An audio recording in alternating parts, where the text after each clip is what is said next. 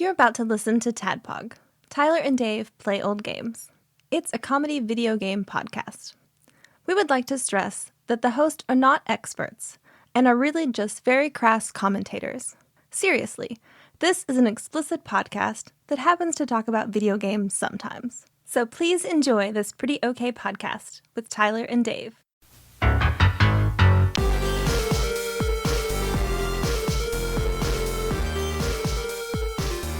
Hello, Internet. All right, I did my bit. See you guys next week. Check you later. And welcome to TADPOG. Tyler and Dave and Ian and John. Play old games. It doesn't quite have the same ring to it. It's better. Sounds amazing. This week we're talking about that NES classic, Top Gun. Yeah. I went to the danger zone. So before we talk about the movie and or movies and the game and or games, what you guys been up to? Had a weird week. Yeah? Yeah. All right. Put it on the bingo spot. It's not a work weird week. Oh, okay. Just weird shit happened to me this week. What weird shit happened to you this week? Well, before I get into that, I'll just really quickly say what I've been watching on TV, which is I finished The Boys, and I finished The Boys spinoff known as Gen V.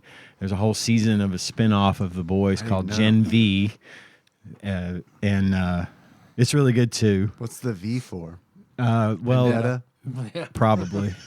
Yeah. Compound V, Vought Industries from the show. Okay. Compound V is the thing that gives the soups their powers and so on and so forth. Okay. But anyway, watch that, and then just I found something else to watch. Fargo, the TV show Fargo. Yeah. Which is sort of a extension of or related to, if you will, the movie Fargo. I've been super, super, super happy with this show. It was unbelievably good. I can't believe it. We had started watching it back when it came on TV.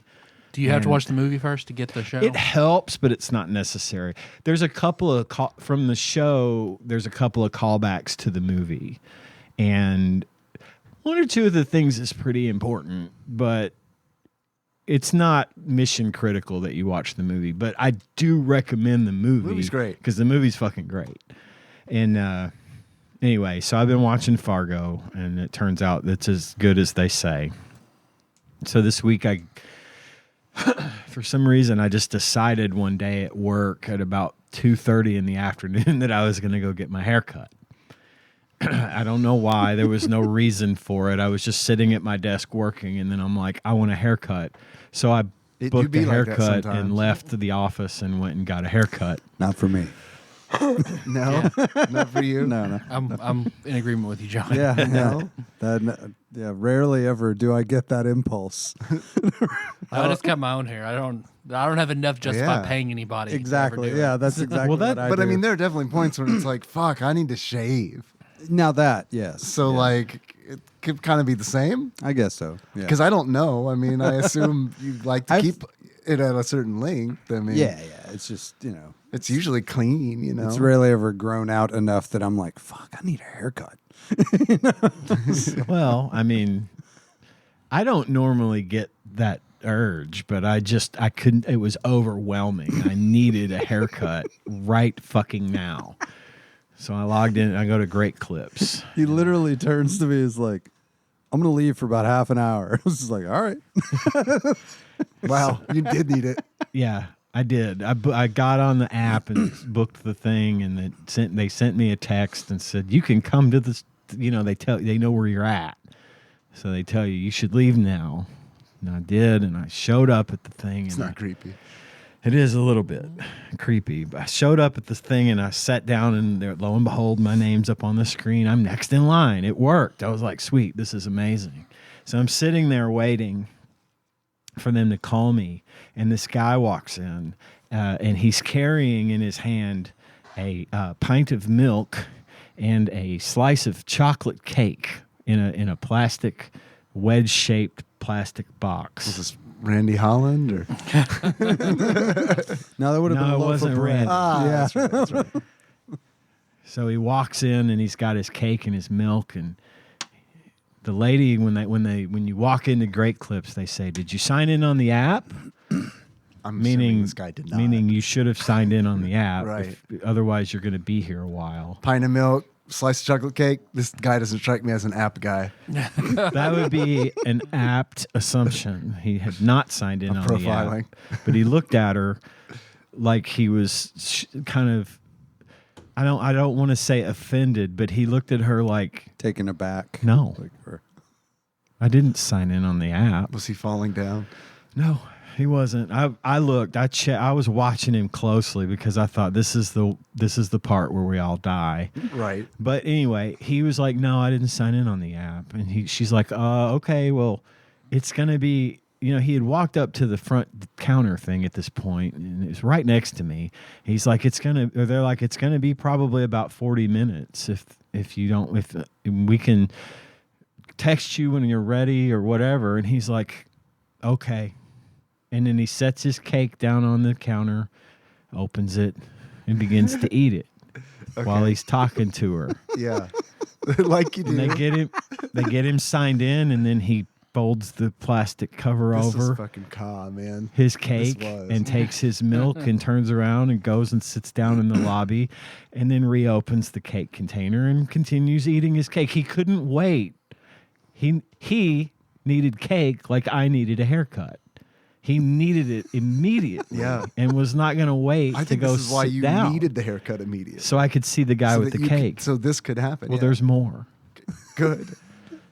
But not about the cake guy. Damn. I'm out. You had me until then. So I go and I sit. They call me to go back and sit down. So I get up and I go sit down, take my jacket off, sit down in the chair. Yeah. And this woman who's going to be cutting my hair is chatting me up, and she's putting You a smell little cake? Does it smell a little cakey in here to you? She puts the cape around me and is just like, "Did you go to blah, blah, blah high school?" I'm like, yeah. She introduced herself as someone that I haven't seen since 7th grade. And she was a friend of mine in 7th grade. And I remembered her well. I didn't recognize her because, it had been 50 years or 30 years, whatever it was, And so anyway, I sat and it was just the weirdest thing to hear her name out of the blue. And then we sat and chatted for a little while, and just she cut my hair and we talked, and it was a nice visit, and it was weird and but pleasant, and that kind of thing doesn't usually happen to me. And it was weird that she saw my name, so if I had seen her name, I would have immediately known who she was. Yeah. So I'm not saying she recognized me, but she recognized my name. And so I thought, well, that was neat. And I came back and I told John about it, and we had a laugh. And you didn't tell me about Cake Guy, though. I was saving Cake Guy. Saving story. Cake Guy. Okay. So it was just weird, but neat and pleasant and cool. So the next day, I had gone to this past weekend, I had gone to drop something off at the UPS store that was a return for Amazon. And they took it, and I hadn't gotten any tracking updates on it. So and it's time sensitive, this thing I returned, and cake. It was cake. And they said, so I called the store, I called the UPS store, and the woman answered the phone, and she's like, well, we've been having some trouble getting some stuff out of Paducah. There's been weather and delays and things, but chances are it's still in transit. It'll be fine, but I'll give you a number. And she goes, by the way, is this Ian Chandler? And I'm like, yes. Because on the delivery of TADPOG fame, on the delivery thing, it just said Ian Sage. It just said Ian C. It didn't have my full name. And I'm like, yeah, this is he. She goes,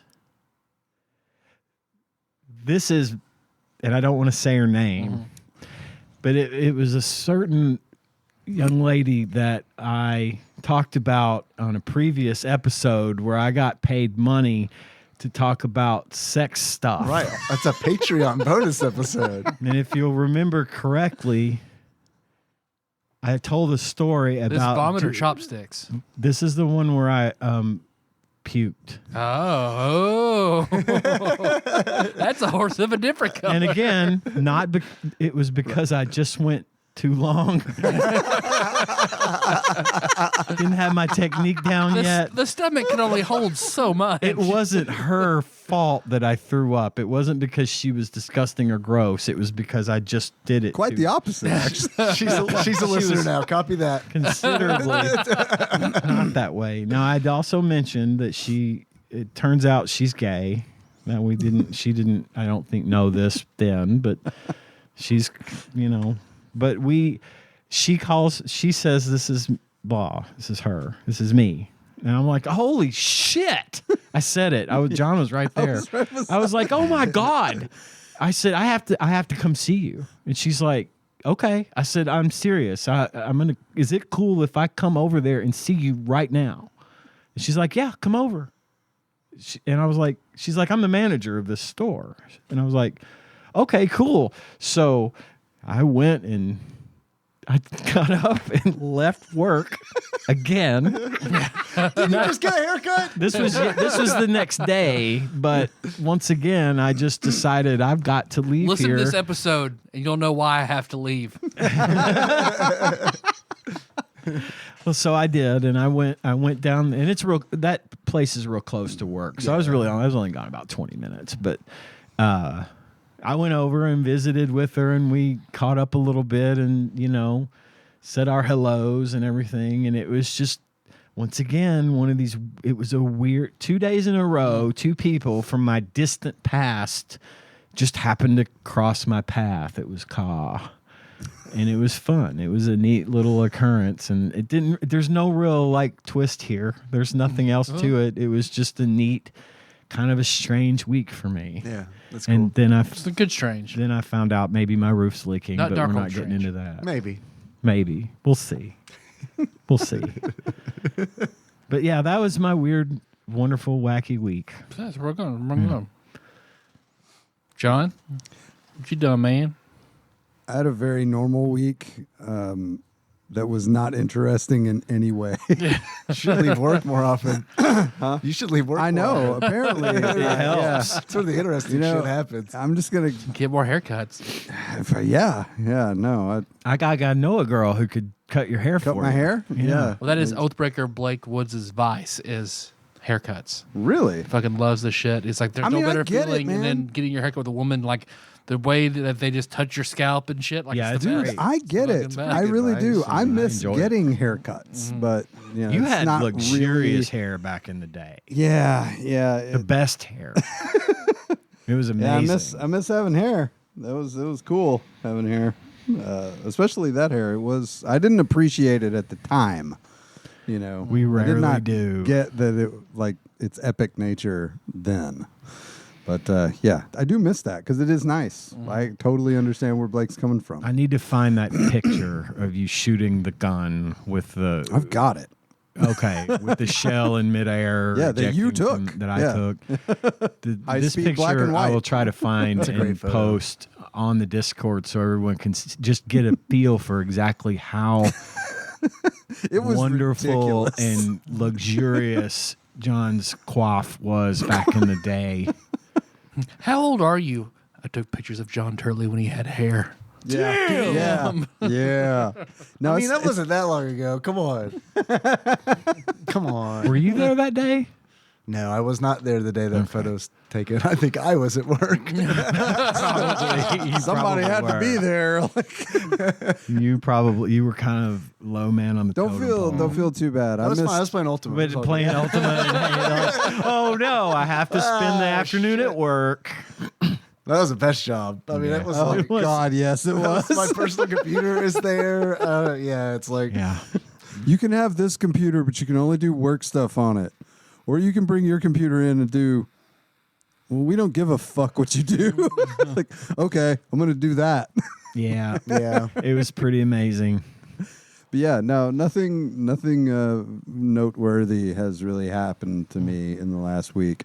And what about before that? What about since the last time you were on the show? The last time I was here, probably, today? but I don't remember because I'm not good on the spot. Yeah. So I'm trying to think. Nah, Okay. no, not much. I live a very boring life. It's okay though. It's just what you want us to think. It's okay. No. Yeah. He's a spy, fellas. You're playing it up a little too I'm much. running the long game. You really are. I'm doing You that are. like the We're Americans. pushing type up shit on where- 30 years long game. At least if I'm part of it. They got me at a very early age. Dave, how about you? Oh, I bet you could guess. Just listen to audiobook called Yeah. Wolves of the Kala. Still not done with that book. Holy shit. I'm I know you were on almost the done. you're on the with- third part, right? Yeah, I am on the third part, but Yeah. this has been a long go. I know I said this last week. It's not that I don't enjoy it. I've been enjoying it. It's just taking a fucking long time. I hear you. I'm probably a couple of hours, give or take, away from finishing Wizard and Glass. I was curious if you'd caught, like, when I was driving over here, I was like, I wonder if Ian has caught up to me. With you, much with what you've been doing, I've really only been listening in the car. And other times I've been watching or listening to other things. Mm-hmm. Trying to pace myself a little bit on it just to make sure I get it all. Because there's been so much shit that I missed that I'd forgotten about. You know, I mentioned that. Oh, I found before. that all the time in the re-listen. Like, Yeah. how did I forget about this? Right. And There's a lot to be fair, keep there's a track of. lot going on in these things. Yeah. So And, like, King will touch on something and then let it fucking cool for, like, a book. yeah. You know what I mean? A And whole it's like, book. Yeah. oh yeah, shit. Something just happened in the Wolves where it was like, oh fuck yeah, I forgot about that shit. I can't remember what it was now, but I feel like I have that moment like I don't know, twice or three times a book. Yeah. Yeah. Still enjoying it. Maybe by next episode I'll be like, I'm on the next book, which I think is Song of Susanna. Song of Susanna, and then The Dark Tower. The biggest one. Is that the longest one? That makes total sense Yeah. that it would be. Yeah. And I don't remember fuck all about that one, except the end. And so I'm anxious. I'm That's cool. excited to get there. I randomly remembered one part of that. I did And too. it made me get chills and tear up in my car when I just suddenly remembered it. No, the part I remembered was not a chill getting emotional thing. It was a funny part. Whenever the guy, Suzanne, I don't want to say it. I don't want to say it. I'll get to it. We'll It's way talk too about hard. it later. We'll talk about it. There's a later. guy? Fuck. You've ruined it. That's where I'm in the Wastelands. Oi just was introduced. So I've got like 7 hours left on the Wastelands. Love Like Oi. Love Oi. Yeah, there's this thing with like Stephen King books, I guess in particular, where it's like I read them and I really enjoy them, and then I kind of forget stuff that happened. Yep. Because like they were, I loved November 22nd, 1963. I love that book, and like I liked it a lot. I read it when it came out, and then they're talking about in Wolves. Very recently, they're talking about how, I guess, minor spoilers, maybe, I don't know. Callahan was talking about how Black 13 and is talking about thinking about using it and what he might have used it for. Yeah. And the Kennedy assassination is the thing that comes up. And Yeah. it's like, man, Susanna was talking about Kennedy being a fucking gunslinger Yes. like books ago. Yes. And it's like, so now I'm like, fuck. I can't remember the main character's name in 1963. I can't. Can't either. remember how he time traveled. There's just so much Okay, shit, and it's Thinnies. like, what's there a tie-in? There was a Was it a Thinny. Thinny? Yes. Okay. Thinnies are a recurring character in a lot of his I remember books. where it was, but I don't remember exactly it was what a Thinny. was. There were several Thinnies mentioned in that. I saw the movie. I didn't read the book, but I saw the movie.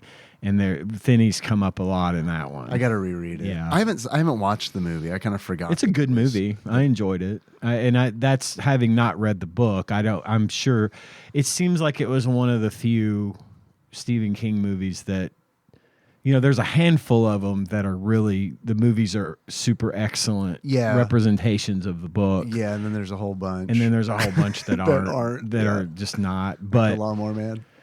Oh man, I forgot that was him. Such a shitty fucking movie. God, that's Such the worst. A shitty movie. I never saw it.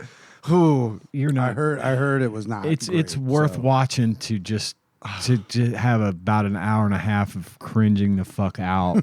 It's bad. It is terrible movie. Bad. I've seen it a lot of times, and I'm sure it was bad. It was bad then. I remember watching it as a kid and being like, "This is bad." And like I was a kid. My experience with Lawnmower Man was when we watched it the first time, I initially thought it was awesome. And every subsequent viewing after that was like, oh wait, no, this movie sucks. It's horrible. This is really bad. And I haven't seen it recently, but I can't not imagine how fucking poorly it is aged, given the main character. And given his disabilities, I'm sure that it is. No, I don't think that would go over well at all. Pretty rough. I just watched a TikTok talking about how 12, whatever, 60, whatever the one with the Kennedy assassination, that King book, connects to the theme and how it connects to the Dark Tower, and that it being one of the strongest examples of Caw and trying to fight Caw. Oh boy, yeah, because that's like a big part that I totally remember is like, I mean, I don't want to give that story away, but like, time does not want to be changed. Time does not want to be changed. Yeah, and it's like, and it that's what the book is about. Yeah, I mean, it is like all the shit he goes through to try to change time, and how it's just something always. Fuck, I don't want to give anything. I've said too much, but that's a great book. And reading The Dark Tower has made me want to like. I may reread pull it. that one after we get done with. After I get done with these Dark Tower books, I may pull that one and read it or listen to it, because that's one I never read. So. I got to do The Stand. I think I got to do that. The book is pretty good. It's good because it's got the biggest tie-in, right? That's what people have told me. I'd say it's probably yes. So I've got to. That's on the list. I was thinking, I was doing my mental checklist of what things, and then I came across the big thing. I'm like, oh, yeah. Mm-hmm. But it's also like, I read Salem's Lot. Granted, I read it in high school. Sure. Boy, do I not remember fucking anything. And I liked it, but I don't remember a fucking thing about it, man, other than being like, well, this is a cool modern day Dracula. That's all. Yeah. That's modern day, 70s modern day, right? But other than that, like there are things that have been mentioned in the Wolves where it's like, nope, don't remember that.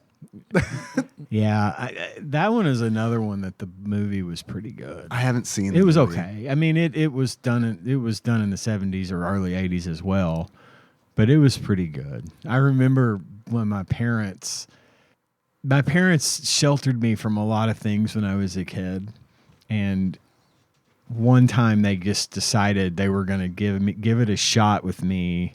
It was probably 7, and we watched Salem's Lot, and it scared the holy shit out of me. Yeah, I knew, 7, I imagine knew there were vampires floating outside my bedroom window.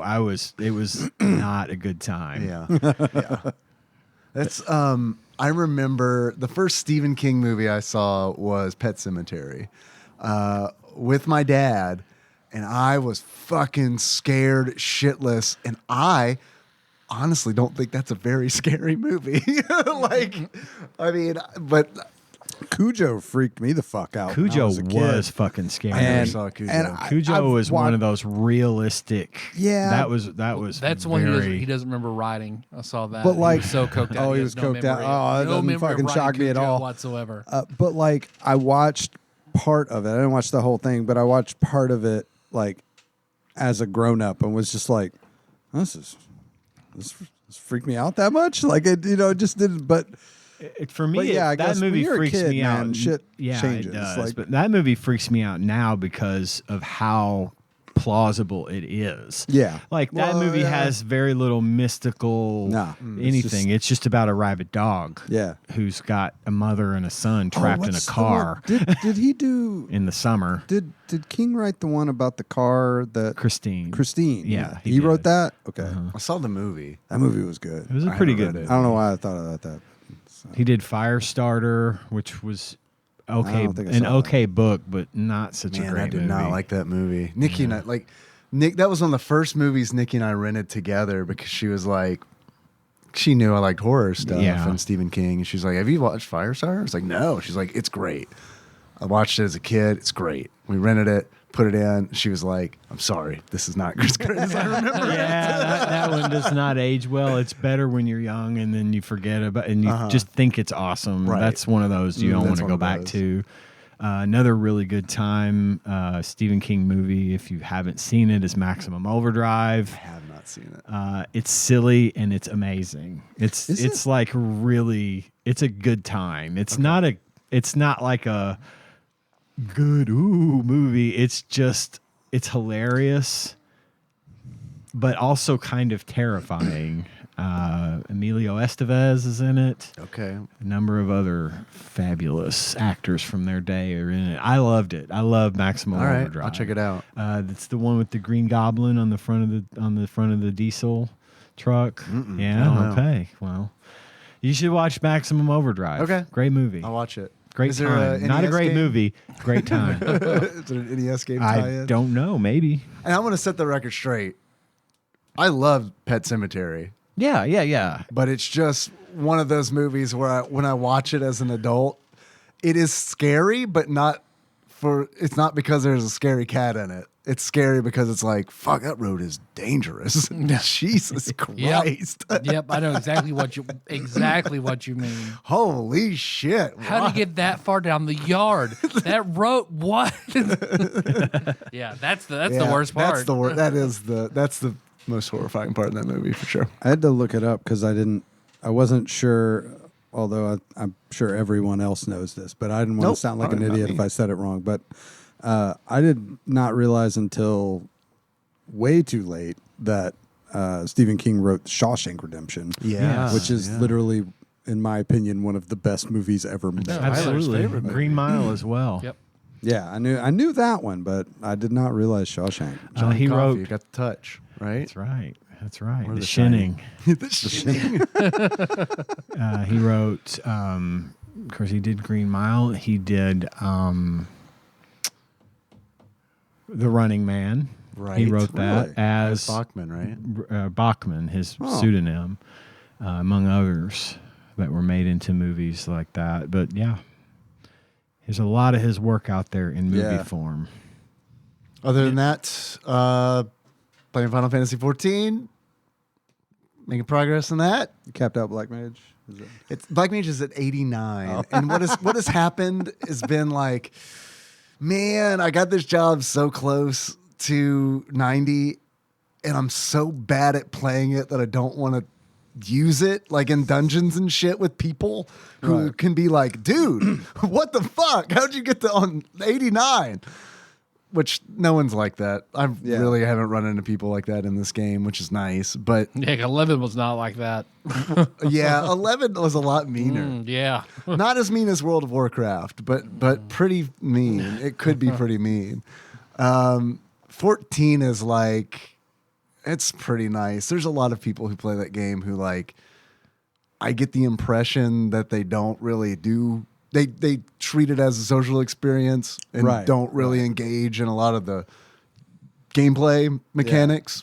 And it's like, because like, I'm okay with this. I'm cool with that. That ain't how I roll, but I'm cool with that. I dabble a little bit, dress my character up in some stuff like that. That's fun. But like, when like there are ads and like shouts and stuff in towns, or it's like there's a party that's being DJ'd and like da da da da da, and I'm like, I will not be there. That's cool that but exists. Good for you guys. People are enjoying it, and they're like, we're streaming on Twitch. And I'm like, I am going to run some dungeons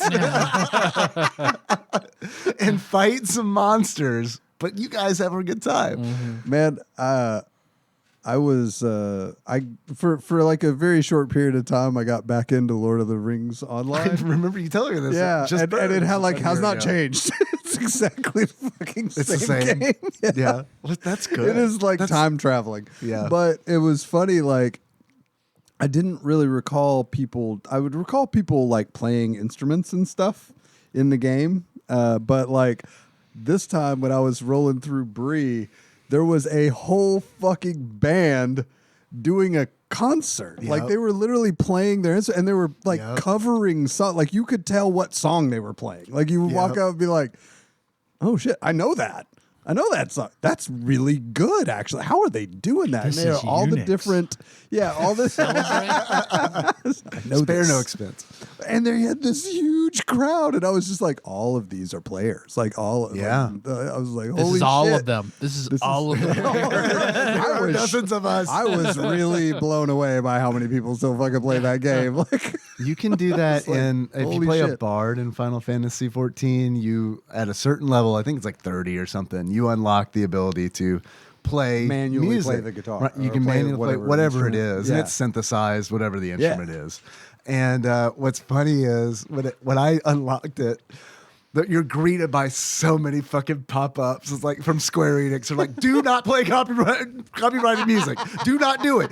Check this box that says you will not play copyrighted music. It's like, okay. like, yeah, go fuck yourself. I'll play what the fuck I want. They were real aggressive with that. Not an exaggeration. I think there were 2 pop-ups that were like in succession. So they're just covering their ass. We're serious. You promised. You did. You promised. So yeah, I've been leveling Black Mage like through daily quests and through PvP. Okay. And it's like, because the PvP skill set is different from the raiding skill set. Similar qualities. I know how you play these games. You're better at killing people than I am not. I am super not, especially in Final Fantasy. PvP be hard. Yeah. In that game. I'm just joking. I'm just referencing your Ultima past. Yeah. Man, even when I got back into Ultima Online Renaissance, like it is so hard to be a PvPer when you do not have a network of people who play the game. I could see that. Yeah. To like support you with like resources and gear. Yeah. And you know, like, Franco shit, you lost all your shit. That's fine. Let's go get it back. I made 20 of them today. Here, you can have 3 sets. They've always said griefing takes a village. Yeah. You have Franco back there making you GM potions or poisons. Poisons, man. He was the best at Black Widow. Yeah. But yeah, when you don't have that, it's hard. Yeah. Because it's like, shit, I died. Oh, fuck. Yeah. Oh, man. I'm dead. I got nothing. I got, nothing. Well, that sucks. I was hoping I'd have to start all over. Yeah. I did a treasure hunter for a bit in that game, and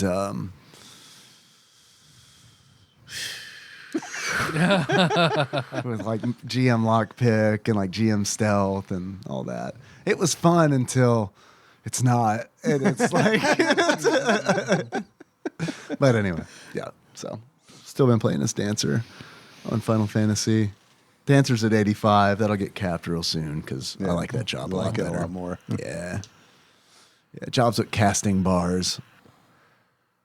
I don't know. You got to move around a lot in that game.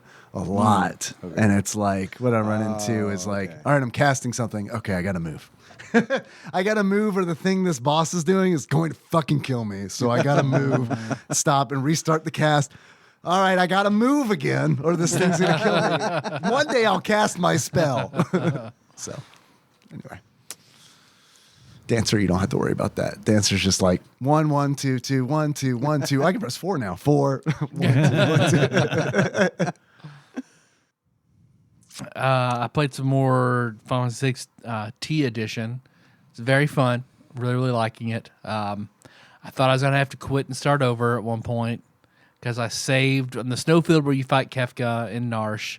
I saved. Good one, Narsh. And Narsh. The difficulty spike was tremendous with Kefka. He's doing shit that you don't see until like far into the Southern World of Ruins. Well, he'll do like double cast and then fun. fuck you up with 2 spells. That's fun. Bio. No one one should know bio at this point. Yeah, it was just like it would happen more if I brought Celeste with me. So he's like, "Oh, Runic, you can get one of these, but not the other one." Mm-hmm. It was so my normal tactic. I remember what's very cool about this is Guau learns rages at any time. You just fight the enemy. So you don't have to be on the Veld. Just anytime you fight them. And it's much, much nicer. So I just happened to fight, in that battle, there's one soldier that runs really, really fast in front of Kefka. I fought him and learned that. It's the only reason that I finally beat him. Because I had to... Because normally you split your party people in different parties. I usually do like 3-3-2 or something like that. That tactic did not work. I ended up having to restart and do like 4-1-1 and send 4 out to get Hell Rider and then Zerg rush Kefka as fast as I could. And that's when I happened to win, only because that one rage does such an unbelievable amount of damage. But I was like, okay, this is definitely a different game. Difficulties. Other than that moment, the difficulty I noticed like this, a pleasurable amount. Like this is good. It's better that it's like this. The treasures being different and like science sword tech is much faster. Lures are stronger. I mean, but everything in the magic. The Terra and Celeste have like way fewer hit points, but way higher magic. They're more like traditional mages. Everything just makes sense. I like it a lot. One thing that has changed is before you get an Esper, you have to fight it. Otherwise, its Magicite won't work for you. So I got my ass absolutely destroyed by Seraph after the Magitech factory. Like that was, I had to like, all right, guys, I'm gonna stop. That was really bad. So, thank you. Goodbye. But really enjoy streaming it. It's a lot of fun. How do they handle Magicite that there is no fight for, like Stray? Well, the one like Ramu, since he trusted you, you can do Ramu, and the ones that he gave you, like accept you, so you can do that. Anything else, you have to fight. So they just add fights. They just add fights. Oh, that's cool. Yeah. I like that. And they add their own enemies and shit like that. Like the Elder in Narsh happened to have a piece of Magicite, and it was the Catoplaws or whatever. I had to fight him, which I didn't think I was going to win. That was a long, long battle because it was just out of the blue. And then I won that one, but Seraph beat my ass. So I'm looking forward to like the Phoenix fight and shit like that. I think that'll be a lot of fun. I think what else was a lot different that I thought was cool. You have coffee. Mm-hmm. Okay. I always have coffee. Do you want some coffee? I could smell it. No. Okay. No, I'm trying to not drink any caffeine after noon. Yeah, no, that is God damn it. That is also my rule, my friend. God damn it, that coffee smells super good right now. Tastes good too. I bet it does. But how do you stay awake until 1 a.m., John? Somehow I still find a way. Do you really? Even despite the trazodone that I take that is supposed to knock me the fuck out, it just puts me in this really weird state, but good not weird or bad asleep. Weird? Sounds like a good weird to me. Good weird. I can't remember. Excellent. Exactly. Yeah. What's this called again?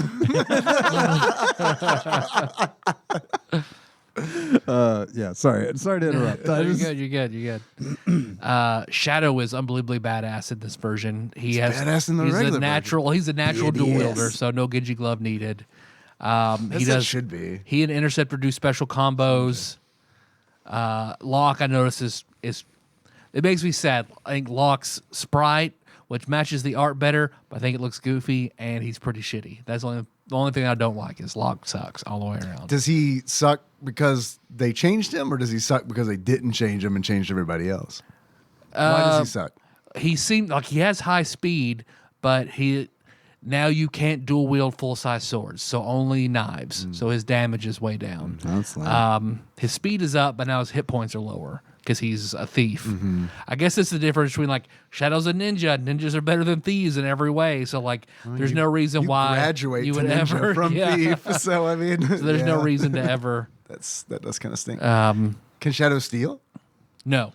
You get an achievement. They have a whole huge like in the training room or whatever in Narsh. Now there's an extra section of achievements and in-game challenges and shit like that you can unlock. Looks very, very cool. And like sealed rooms that you unlock the more you do things. And I think overall pretty happy with it. Do they give Locke, because thief is one of my favorite jobs when it's done right, and a lot of times it's not done right.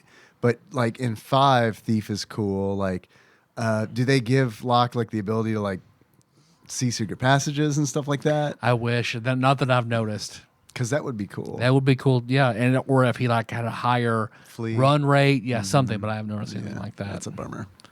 So, let's say magic users are a little bit better.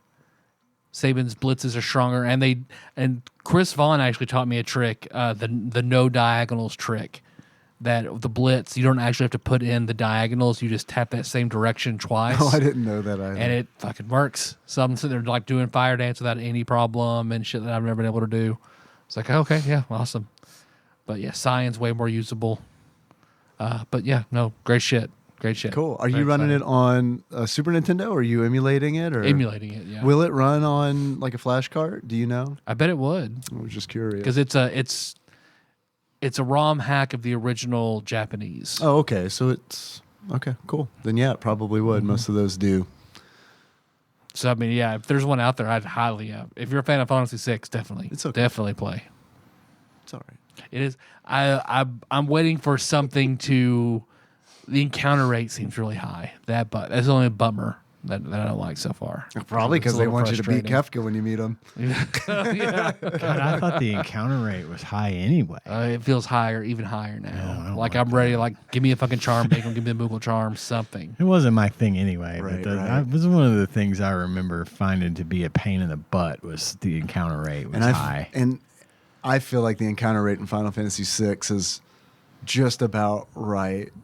For me, and that's like for like playing a bunch of other RPGs. Where it's like, it helps to be shit. able to level up. I know that's what it's for, but still, it was like, I get it. I don't want to do this anymore. Because what is it? Breath of Fire? I think it's Breath of Fire. I can't remember if it's 1 or 2. One of those games, I feel like the encounter rate was like. Oh, I quit 3. I quit Breath of Fire 3 because it was unbelievable. Because what happens to me in games where they have super high encounter rates, especially in a dungeon, I'll take 3 steps, get in a fight, I'll get out of the fight, and then be like, okay, where was I? Yep. Like, what the fuck? Yeah, And I'll it takes go you like, out of the... I guess I'll go west, 1, 2, 3. No, this is the way I came. Fight. Fuck. Yeah, I do that too. 100%. Relics are function differently. Some of there's no imp, it's frog or toad rather, and then like that's a weird change. I found in the Returner's hideout like there's a crack in the wall. Like if we could turn into a toad, maybe we could fit in here. Like there's bonus shit like that all over the place. And the toad sprite, you look like Frog from Chrono Trigger. So there were some cool little changes. I wonder if they took that from Baldur's Gate 3 because I mean not like the Frog from Chrono Trigger thing, but like. Baldur's Gate 3 makes use of reduce and large because there's a lot of like, there's a little crack in the wall. Let's use this spell that's like, I don't know, never been used outside of an actual tabletop game. I like that, yeah. Well, okay, we're small now. Let's go through here. Oh, cool, a little area. So I wonder if I like that. Maybe you're right. Got inspiration from that. And I like that. I'm glad they did it. I like that too. The pubs have jobs, side jobs you could take for money and items and stuff. That's cool. Like I had to clear a bunch of dogs out of the cave of South Figaro and stuff like that. It was cool. So highly recommend. If you want to check Tyler out playing this game, you can in our YouTube channel. He streams it live. Yep. And then if you want an announcement of when that's going to happen, the best way to find that out is on our Discord. Discord, yep. bit.ly/TADPOG Discord, X, which I don't like even using X, Twitter, whatever. Have an X? Like, I didn't know Tadpog had an X. But yeah. Yeah, I feel gross about that. Yeah. I mean, it is what it is. I mean, it's not like it's that platform. Facebook, the YouTube channel, once you subscribe to it, and then, but Discord. Okay. So, yeah, you can see all those cool upgrades and changes to the game live and in real time with Tyler on the YouTube stream. The third different version of Final Fantasy VI I'm playing for the channel. You guys want to do a draft? Sure. Oh, you feel better now. I feel like we need to address that. COVID. Oh, yeah, COVID is totally better. Yeah. Great. Okay. I've been making it. I mean, I could tell. I don't know if these two could. I knew you knew. Yeah, I appreciate you getting me out of work for a couple days. I really need to get. You guys, I gotta get the answer to 90 fast. Or just go get a haircut, Dave. Just get up and go get a haircut. Yeah, I guess I could. Or say you're going to get a haircut and then don't. It doesn't matter. How's the haircut? Good. I'm 86 now. I thought, what about we do a cocky asshole draft? Okay. Cocky asshole characters, because there are a fuck ton. Okay. Oh, I don't have prep for this. Yeah, me neither. It'll be all right. Because that's how I see Maverick and Iceman. As cocky assholes. There's my first two. So you watched the original Top Gun? Yep. Okay. I've seen Maverick. You've seen Maverick. Yeah. Okay. All right. So I have not seen the original Top Gun in a very long time. We'll talk about it. Yeah, I don't know. We'll talk about it. I don't know a whole lot about it. You'll get there. Eventually. I don't remember a whole lot about it. You will. Don't worry about it. Okay. Let Jesus take the wheel.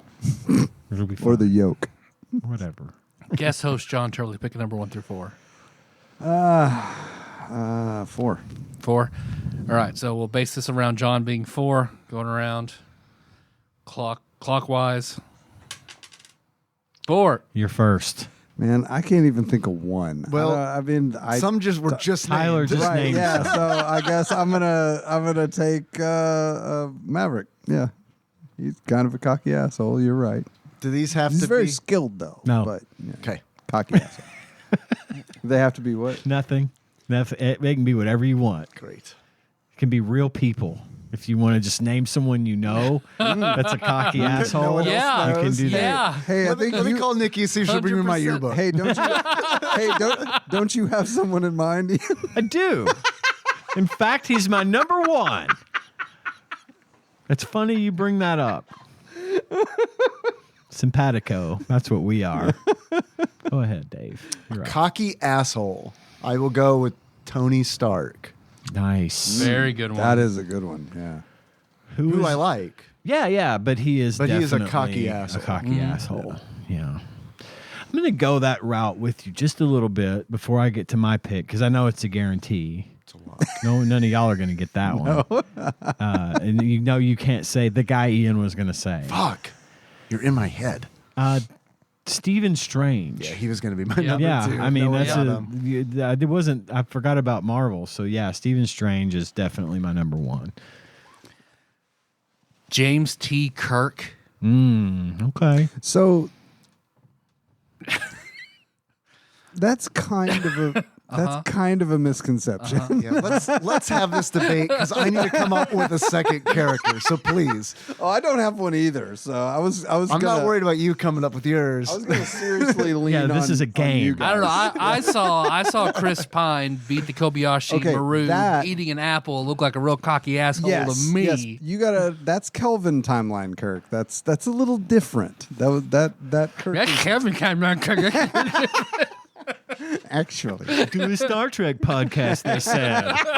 We'll think it's awesome, they said. Yeah. Fucking 2 minutes in, he's making fun of us. Yeah. No. Well, no one picked Kirk. In the prime No, I meant, by the way, you were just teasing him. In the prime timeline, there's this cultural perception of Kirk, the character of Kirk, from the original series, like banging all these alien chicks. He does it. He flirts a lot, but he doesn't like actually off see it through very often at all. In fact, somebody like went through and was like, yeah, Spock got as much ass in the original series as Kirk did.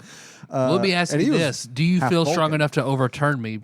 No, not at all. Like because Kelvin Timeline Kirk is kind of a cocky asshole, and that's who you were referring to specifically. Because that is the Kirk I know. Okay, that's okay. So I'll even write Kelvin Timeline. There you go. Cool. We're good now. But no, like I'm gonna pick regular Timeline Kirk and see what happens. I'm gonna go get another twisted tea. This could get real fun real quick. It's your turn. I don't have one. I don't know. Any cocky asshole, and not How many people did you work with at Apex? I can think of two. That's. I can't do that. I can't do that. I don't know, man. There's probably one in any movie that you can think of. Oh, who was that? The blonde kid from Harry Potter that was a dick. Malfoy. Yeah, is a cocky asshole. There you go, Malfoy. There that you works. go. Perfect. You got 3 more you're gonna have to come up with. Help me. We will. We'll get you we there. got you. John went to get twisted tea, which is 5% alcohol by volume, from what I understand. Drink by reading the side of the can. Dave, you're up. Tyler Durden. Ooh. Thank you. Good pick. Thank you. Yeah. Maybe the cockiest of assholes. Or the assholest of cockies. What was the name of the blonde kid, bad guy from the Karate Kid? Oh shit! The main bad guy, the one that he fought and beat. That spoilers. He's the star of the Karate Netflix Kid. series, and that's an NES game. Yeah. Hold on, let me look real quick. That's good. There you go. Ooh, have we done that game? No, we haven't. Oh, I think we have a winner. Because that was in How I Met Your Mother. Kind of started that whole thing. His name is William Zabka in real life. Plays Johnny Lawrence. Johnny Lawrence. Whoa.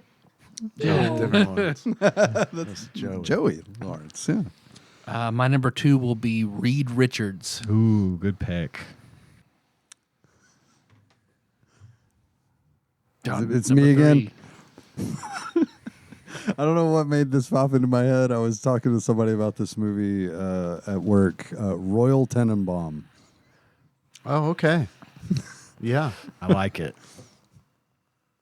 He's redeemable. He's kind of a cocky asshole.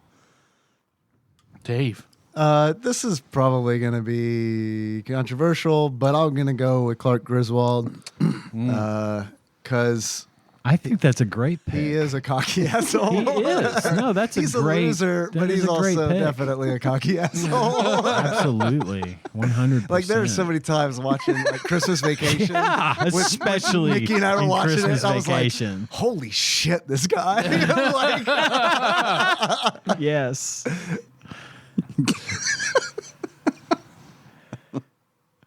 Ian. Casper Van Dien as Juan Johnny Rico from Starship Troopers. Nice. Oh, yeah. That's a good one. Comes around, but he is a cocky asshole. Yeah, especially at the beginning. Yes. Yeah. I will say Captain Malcolm Reynolds from Firefly. Oh, good one. Good pick. Otto from A Fish Called Wanda. Dude, I love that pick. Perfect. You said you couldn't do this. That is a great pick. That's a great pick. Good shit. I love it. Kevin Kline, man. Good fucking Kevin Kline. The best part about Otto is he's so confident. Oh my god! It's literally the he's wrong about person everything, but he's so confidently wrong. Apes don't read philosophy. Yes, they do, Otto. They just don't understand it. Great movie, Fish Called Wanda. Check it out. I need to watch it. Sage 80s says, as check it fuck. out. I need to watch it. It's so 4 good, though. stars. Wisdom Sage says, check it out. I've heard great things. That one was just like, and I remember my parents watching it. And I can't remember exactly. I was so young that I can't remember if it was like they didn't want me to watch it or I didn't want to watch it. But I remember them watching it. I feel like you probably that one's better when you're a little older. It's definitely not a comedy. It's not that it's bad or real, awful for kids to see. I just don't think most kids would get it or appreciate the humor. Very Monty Python-esque, dry, but very funny and extremely well acted by everyone involved. So yeah. Did they make a game for Fish Called Wanda? They fucking should. They made Jaws. Okay, this week we're doing Jaws, and we watched A Fish Called Wanda. Okay, Dave, you're up. Dennis Nedry from Jurassic Park. Yeah. That's another really good one. See, no one cares. See, nobody cares. I do love that. I do. Like, that's a line that I did not appreciate as a child, but like the older I get, the more It's really I want to use that line because hey, everybody, Dave's here. See, nobody cares. nobody cares. Buying some stolen shit. Yeah, number 4. My number 4 is Eldred Jonas. Yeah. From The Gunslinger, The Dark Tower. Specifically Wizard and Glass. I hate that motherfucker. I hate him. I don't hate Eldred Jonas, but what I was wondering the entire time I was reading it was, why does Tyler like him so much? So I'm going to ask you now, why do you like Eldred Jonas so much? I didn't. I was just reading the book at the time, and we were discussing how to play characters, and Jacob was like, dude, play Lawful Evil. Dude, play a Lawful Evil character. Who can you think of to play Lawful Evil? I was like, I guess Eldred Jonas. Yeah. Okay. So it wasn't that I had a particularly strong affinity for the character. Interesting. It just Lawful Evil in my head at the time of just in that hot minute. Yeah. I just can't stand him. It's just one of those things for me that I can't wait to see him get what's coming to him. Because he thinks he's so fucking smart. He thinks he's got them figured the fuck out. He thinks he's the fucking best. And even the first time I read that book, I can remember thinking, oh, this motherfucker's going to get it. Oh, yeah. You know he is. But there's no way you build up a prick like him and don't eventually... But there's something mete out some justice. There's to something him. that's better than that, though. Yeah. And I love that happens. Yeah. I love there's something better than that. And it happens, and it's like, fuck yeah. I know it's good because of the look in your eyes when you said that. Dave's got that glimmer. He knows what's up. But yeah, Eldred Jonas is my number 4. Number 4 will be Bugs Bunny. All right. Yeah, okay. All right. Good pick. All right. Yes. Is this the last one? Yes. Okay. Yes. Fuck, it's almost my turn. I know, right? So I don't know 100% that this qualifies because he's definitely like sort of an endearing character, but I feel like he is kind of a cocky asshole. Dwight Schrute.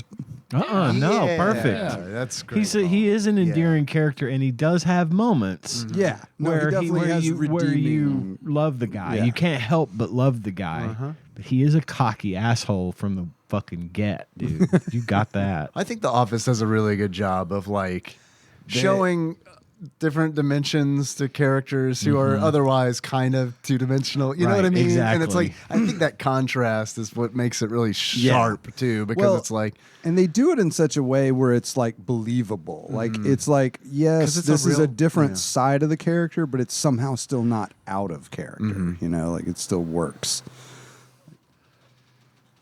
Dave, number 5. I'm going to go with Troy from The Goonies. Troy is Andy's boyfriend. Okay. At the well. At the well. Yes. Yeah. That's a really good deep cut. Yeah. That's a good pick. I love the plays that. Me too. I don't know who plays him. That's a good question. I don't want to say he's like I don't even an 80s kind of like star. I think he's just some dude that they got from Central Casting that fit the bill. You know what I mean? Right up Troy's bucket. Yeah. right up Troy's bucket. My final pick is that guy from work. And you know who you are if you're listening to this show. And you think you know. If you think I'm talking about you, I probably am. In fact, I definitely am. You pissed me off today. You put me in a bad mood today, and I don't like you anymore. And if you're listening to this, but then you come to me later to try and say, but I'm going to deny that I was talking about you. These feelings are not going to change. It's been brewing for a long time, my friend. Today was the final straw. I've had it. You're my number 5. You are immortalized as my number 5 on the cocky assholes draft of TADPOG in episode 750. Branded in there. It's permanent. That means it's real. That means it's real. You're a cocky asshole, sir. Not you. I'm just looking at you. No, because I know. Yeah, you know who I'm talking about. I know. John can confirm that I am absolutely 100% justified in saying what I'm saying. And that is my number 5. Okay. I'm very torn between two answers. One, I know very well. The other, I've just heard everything in the world said about this character. Well, we could. No. Let's go to 6. Not. I got a 6 loaded, ready to go. I'll go with the one that, because it's been a while since I made a reference like this. So from everything in the world I've ever heard about this dude, he is the biggest, cockiest asshole, and that is Morrissey. So, I've heard that. And I could see that could be true. Number 6, the other one, my alternate I was torn was Vegeta. So. Oh, yeah, that's a really good one. Toss out your honorable mentions. Shooter McGavin. Ooh. Oh, that's good. I eat pieces of shit like you for breakfast. You eat pieces of shit for breakfast? Yeah. So Shooter McGavin. I haven't seen what's... Doyle? Doyle rules. I haven't seen what's happened. Dennis from It's Always Sunny. Oh, yes. The TikTok man, perhaps. Although I've only seen the beginning of him, and when I saw him in the beginning, he was a cocky asshole. I don't know who that is. From the Dark Tower. Oh, okay. I'm sorry. What did you say? The TikTok man. Oh yeah. I don't. And Gasher. Yeah, but Gasher's not. Yeah. I would pick Gasher, but TikTok man is definitely a better fit for the category. Yeah, that's what I was thinking. And man, Gasher came the fuck up. His name came up in Wolves just recently, and I was like, God damn it, motherfucker! Remind me of him. No shit. I had Steve Harrington from Stranger Things. Ooh, that's a good pick. That's a good pick. Oh, Cabbage Head. Man, he's like, like that last season though. So I haven't seen all the last season. He does get better. Once he graduates, he gets better. Yeah, he does. Yeah, he redeems. I can't say Dr. Reed Richards without saying Dr. Doom. Victor Von Doom. Homelander from The Boys. Oh, yeah. Omni-Man. Asshole. Yes. Omni-Man. I'm going to start that soon. Cool. Brandon Eves. There's Brandon Eves. Yes. Oh. Shots fired. I almost said Sasuke. Oh, yeah, 100%. From Naruto, yeah. Yeah, no, that's legit. Orochimaru. Avatar. The guy with the burn. Oh. Fuck. Can't think of his name. He also gets better. He does. Yeah, I can see his face. I can't think of his name, though. Aang, Toph, Katara, and... the rest. All the rest. Ozai's his father. Iroh's his uncle. Yes, we know his whole... everyone bloodline around him. Did you guys even watch Avatar? Azula's his sister. Azula's brother. Did you all see the preview, the trailer for the new Avatar movie? You posted series? It, but I have not watched it yet. It looks really good. Is it live action? Yes, or? and it's Zuko. It's Zuko. Thank you. Zuko's a good one, but it's a live action adaptation, and it looks pretty spectacular. Who's doing it? Netflix. Okay, not surprised. Yeah, and they're dipping hard into that live action anime. I can tell you, they are. Well, apparently One Piece was a huge success, and they've been talking about Avatar. I watched that trailer, and I got to tell you, having watched Avatar, I recognized every scene from the trailer. Yeah, I recognized everything. So they're going hard with the. It doesn't mean feel good that the creators quit though. They started out with it and then they quit. Yeah, it makes you worry about it. I don't know. I don't think it'll lose its way. Avatar. Oh, I don't think it'll lose its way. It looks like it's going to be pretty good, pretty consistent. Okay. So I'm excited for that. Zuko. Yeah. Magus from Chrono Trigger. Magus. Yeah. Magus is a very good one. He's so cocky. He thinks he can beat Lavos by himself. And you know you can't. Yeah.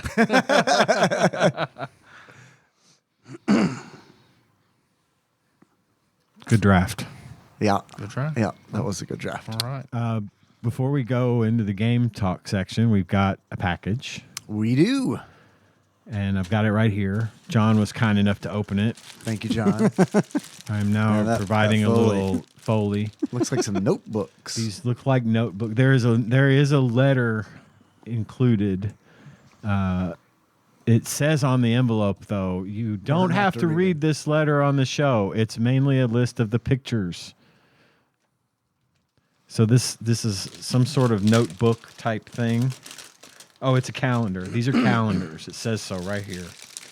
2024 calendar. It's paper with boxes and numbers all over it. I don't understand. They're the same, so I'm going to hand you a calendar. Dave, you get a calendar. Okay, thank you. John, you can borrow mine if you'd like. I'll just look at Dave's. Now, who are these from again? I'm sorry. I think, are these from Nate from Utah? Yes, I believe that is correct. In Utah? Man, these are probably photos he took. My guess. So. Oh wow! Because I've seen him post photos, and he takes some really good photos. God damn, Nate, dude. I mean, I'm not positive. These are really so good. Yeah, these are wild. Like, I don't even normally give much of a shit about nature photography, but this is some seriously good work. Inside of the envelope, proud to say, says honk. Yeah. That's definitely Nate. I know that honk anywhere. Okay, so I'm going to read a little bit of the letter. Yeah, go for it. Tyler, Dave, and Ian, Merry Christmas. Hope you all doing well. Lady Glines or I took each of these pictures in 2023. Shit, holy shit, yeah, Nate. wow. Nate, dude, These are fucking awesome. Insane how good these photos are. We've got to put this.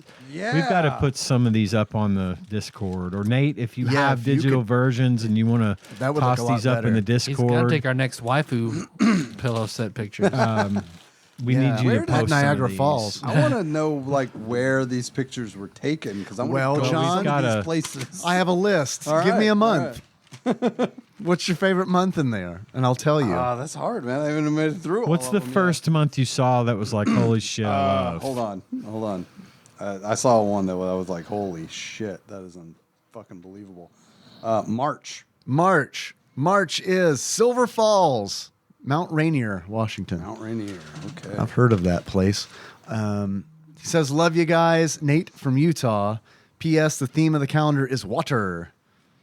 He didn't say it like that. I just did for some reason. He spelled it out. Wa-tur, T-U-R. Yo, December is impressive, too. December, John, is Blue Lake, North Cascade. It's fucking blue. Tell me, Dave, what is July? July. Cape Perpetua. Ooh. Yachats, Oregon. I think you got it. Got it in one. And then last but not least, I'd like to know May. Ruth Lake. Well, this Utah. Ruth Lake. Somewhere in Utah. Ruth. This is an excellent gift. You should be so proud of yourself for y'all's skills. This calendar is amazing. And if you would, Nate, if you would like to put some of these pictures up on the Discord, please share your good work, your beautiful work with our listeners that come out there, because this is very deserving of that. This will go in my office. For sure. I am bringing this to the office. So John can enjoy it with me throughout the year. And I will. That's awesome, man. Thank you the production, so much. Like whoever printed it's really these great calendars binding, is really great good too. printing. Yeah, that's awesome. Thank you so much, great Nate. gift. Thank that you, is Nate. a great gift. You should sell these. People would buy them. I bet he sells them. I hope he does. I hope so. Yeah. I'd buy that for $1. Speaking of things that were said in movies about games that we played in the past, would y'all like to talk about Top Gun? Top Gun. Let's talk about Top Gun. Take a little $5. Yep. Come back, talk about the movies and the game. Yep. Sounds good. I'm really curious to see what you guys have to say about the movies and the game. Well, you will be curious no longer in about 5 minutes. Bye.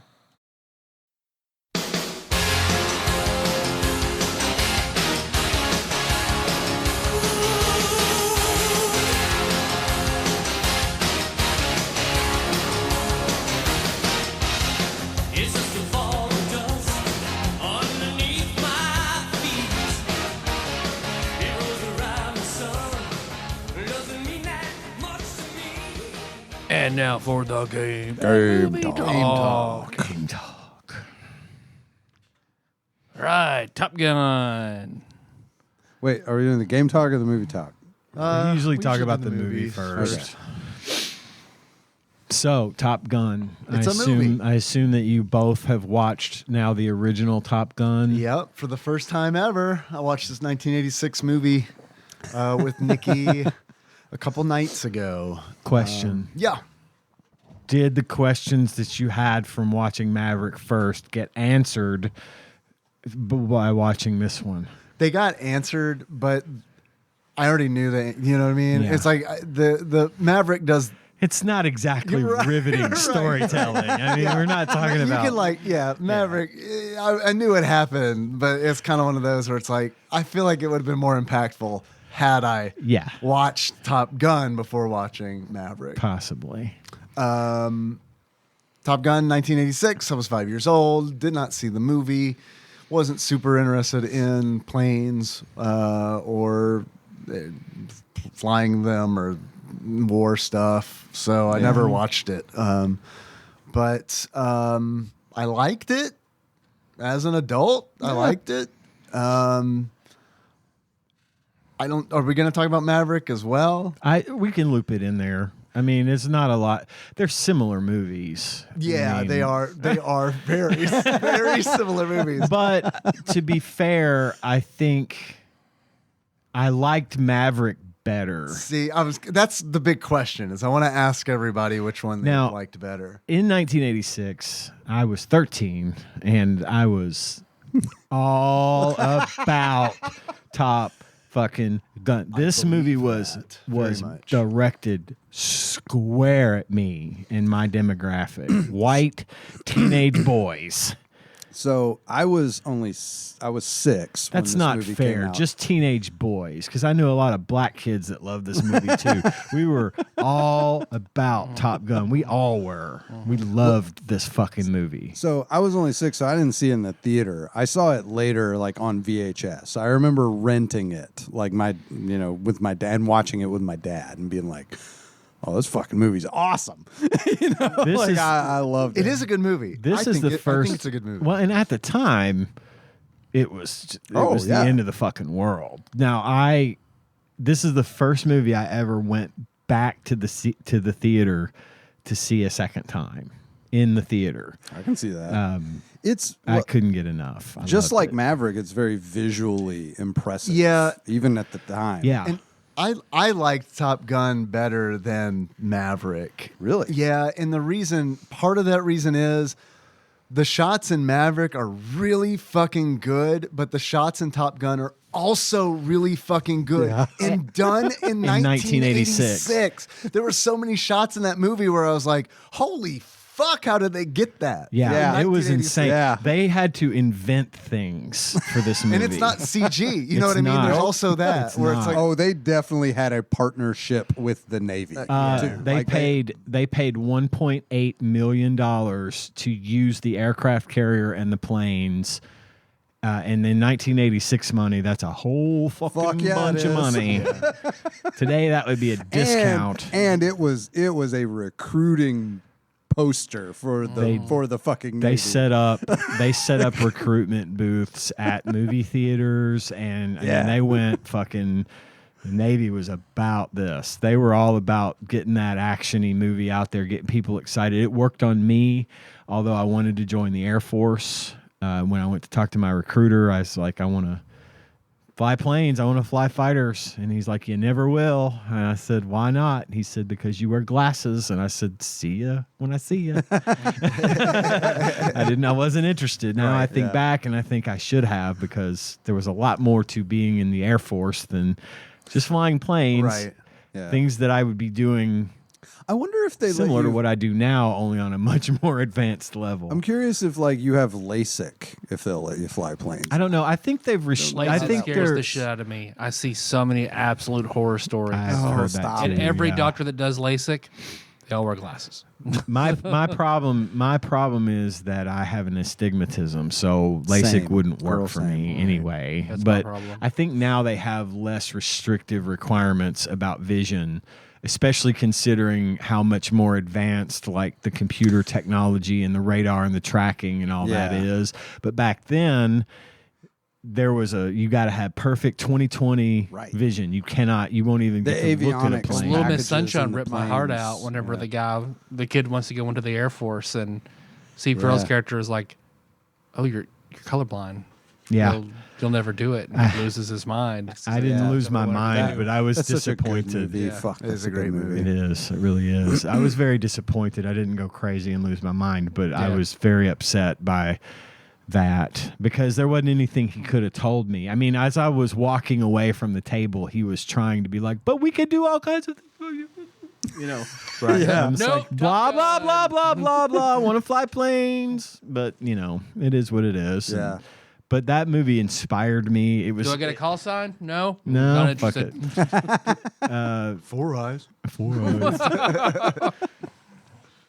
I was very patriotic about it. I was very USA. It was a very formative time in my life. Oh yeah, and it was like kind of the height of the Cold War. It kind of was exactly that. Every movie heavily into that. Every movie it was about the Cold War and spies and things. Mm-hmm. All the movies I watched were anyway. But in Top Gun, they never say it's Russia. Right. And same in Maverick. And in Maverick. Never say who it is. We know who it is, but they don't say it. They never say.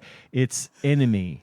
And that's it. Just enemy. They're flying MiGs, but... They're flying Russian jets, and they have a red star on their uniforms, but whatever. That could be anybody. It could be anybody. It's a red star. No, Russia doesn't have a monopoly on red stars. That's right. So... Russia, they don't have a monopoly on anything. Needless to say. Or so I'm told. Needless to say, this movie was very impactful for me. Yeah. I owned this game, so we'll get to that in a bit. But I remembered this is one of the few games I actually owned. So we'll get into that when we talk about the game. Tyler, what did you think about Top Gun? I smell a meh. Melissa got mad at me. She's like, I'm gonna have to go out there. I was like, no, you won't. I won't, but I should. I'm gonna text her. Go out there. Come out to defend. Dude, she totally should. She loves Top Gun. Her badge reel at work is Talk to Me Goose. We have another microphone. It's right here. Has anyone try to get her out in your life ever said Negative, Ghost Rider. The pattern is full. No. Yeah, see, that happens to me. Tanya says that to me all the time. Negative, Ghost Rider. It's just always Top Gun. I'm quoting Top Gun. It took me a second to even remember. I didn't know where that was from until I saw Top Gun, and then I was like, "Oh, it's from Top Gun." Okay. I get it. That's now. a quote I've heard all my fucking life. And, Yeah. At least since 1986. I really enjoyed Maverick. Melissa's dad took all of us to the movies to go see Maverick when it came out, which I loved. I liked it. I still think it's kind of a very filtered pro-American war propaganda piece, but I enjoyed that. Is a common sentiment, and that was the case back then too in 1986. I have some trivia about the movie for y'all today, and that will come up. But one of the things I liked more about Maverick, they realized. I always felt like Top Gun, and I have some trivia, but Top Gun was a little bit too drippy for me. There's too much of the romance, love story shit in it. But for see, me. I like the romance in Top Gun. I like that story. I thought that story was so much more interesting than the romance story in Maverick, where it's like, here's Jennifer Connelly, she's hot, runs a bar. Yeah. The actress from the first one looks like Paula Deen now. Kelly so we had to go a different direction. Kelly McGinnis, right? Kelly McGinnis. It'd be great to have a Paula Deen looking Tom romance. Cruise fucking feeling up Paula Deen. Butter. Tom Cruise like, stop saying racist shit. Get on your white gloves, Tom. Give me your butter. But it's Maverick. I like the student teacher like relationship angle in Top Gun more. I thought there was. I just never cared for it, and I think probably because it hit at a time in my life when I was wanting planes and movie. I liked girls, but not in my movies. Sure, unless they were girls like goddamn, they can't Fast talk to Times each at other. Ridgemont High, or Revenge of the Nerds, or something. That was watch my movies girls. that failed the Bechdel test. That being said, though, I believe that was a common sentiment because they cut a lot of that kind of stuff out of the second movie, which was Star Wars. That movie, the end scene was the Death Star trench run. Almost scene for scene. Well, and I liked in Maverick, something about Maverick that I liked better was that they had a mission. Yes, that was neat. That's what I'm saying. Yeah. That's exactly what I'm saying. In Top Gun 1, it's just like, we're in school. We're in school, and at the end, it's like, holy shit, we've got to fight for, it's not school anymore. For real. It's actually happening. Right. But this time they had a mission, and it was the Death Star trench run. And I'm not complaining because it was awesome. Yeah, and they did a great job. Of course, then we got to take modern technology and modern camera shots. And stuff. Very little CGI was used for this movie. The only CGI that they used was the missiles hitting planes because they didn't want to actually blow up planes or shoot missiles over potentially populated areas, things of that nature. Right. But that's why I liked it, because it got down to the good shit and it stayed there. And there was enough of the romance for me, and enough. I think they should just cut out all of that. They should have just left it out. And it was not good. I felt like the romance. Jennifer Connelly is nice to look at, and I appreciated when she was on the screen. It was unnecessary. He's gotta fuck something. He's telling goddamn Cruise. Right. It was unnecessary. Get him a hole. I get that. That's like a Maverick character trait. Like, has sex with a woman. Yes, okay. Make sure. Check. We got to make sure the audience knows he's not gay. Okay. We got to make sure that box is checked. Because Top Gun. All right, because I feel like I'm with you on Maverick. It had an intention, and I feel like Top Gun had an intention too. That I don't know. I don't think it's a bad movie. I don't. I didn't care for it, but it's also, this is an example of why I'm not a movie guy, why I am a TV guy, why I like story. Like, Dave, you're 100% right about the cinematography and shit like that, but like what attracts me generally, like over everything else, is story and character investment and things like that. That's why I struggle with movies, because they don't have as much time. They really don't. Not. That's just a trapping of the art form. I understand that. So when it feels especially abbreviated and rushed. Yeah. And here, like, the only relationship I gave a shit about was Maverick and Goose. Yeah. Right. And that was done well. I can appreciate that. Yeah. You hit all the points, you get invested. Everything else didn't like it. Agreed. And I think that the relationship between Maverick and Goose was the takeaway. I think that was the takeaway, and you're right. They did a much better job of developing that relationship, getting to the fucking point. The thing occurs, which I don't want to. I know everybody's probably seen it, but I would have thought you guys had seen it by now, so I don't want to spoil anything. But then that sets the tone for the rest of the movie. Well, that's good storytelling. I'm going to spoil it in an achievement. Sorry to interrupt you. Oh, so okay. if you want to go ahead and spoil it now, Goose dies, and it was a complete. It was just an accident, but of course Maverick holds himself responsible, and Goose has got a kid and a wife, and the kid comes back later. Yeah, Meg Ryan. For some reason. Yeah, I looked at Nikki. I was like, Meg Ryan's in this movie? Did she lose a bet? And I was like, damn, she looks good. She did look good in that movie. Holy monkey.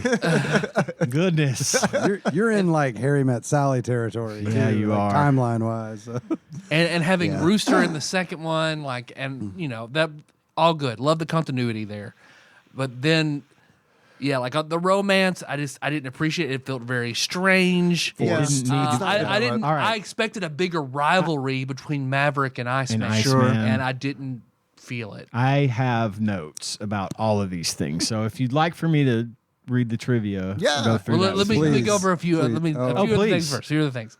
So okay, still sweatiest movie I've ever seen is still Cool Hand Luke. Still 100% sweatiest movie. Okay. This movie is pretty goddamn sweaty. Like, it is inordinately sweaty. I mean, you're not referring to the beach scene. Everything. Well, in the control they're room. like 1950s fans, just like, Lord, they're in church. I know. It's in California. It's not Louisiana. It's what I was thinking when I was watching it. It's like, you're not on the bayou. Right. Well, I guess you're on the Indian Ocean. Right? Yeah. I don't know what that's like. I don't know. But it's not that hot. Well, I have heard, though, that it can get hot as fuck on the aircraft carriers. Yeah. But maybe not so much on the base. Yeah. Most of the movie takes place. But then it feels like, I don't know, I feel like this would be like a bisexual championing movie because it is one of the most homoerotically charged. Very homoerotic. movies. Oh, sure. Like, I was just watching, like, even the way the men interact, it's still, it's strange. And even in their acting, they're all close talkers. And whenever they're talking, they look at each other's mouths. They meet eyes, and then they look. They talk. Stop and it's like it, Tyler. Every one of them. It's just like, yeah, it's eye contact. Yeah, we're gonna. Yeah, like constantly, especially with Val Kilmer. Val Kilmer and Tom Cruise, they are mouth fucking watchers, man. And because when it goes from sweaty and then at the same time, I'm expecting it because they're flying in the air, and Goose is like, oh, he's coming hard. He's behind us. He's coming hard. I know. Next scene, the captain is like, give me butts. Give me butts. I want some butts.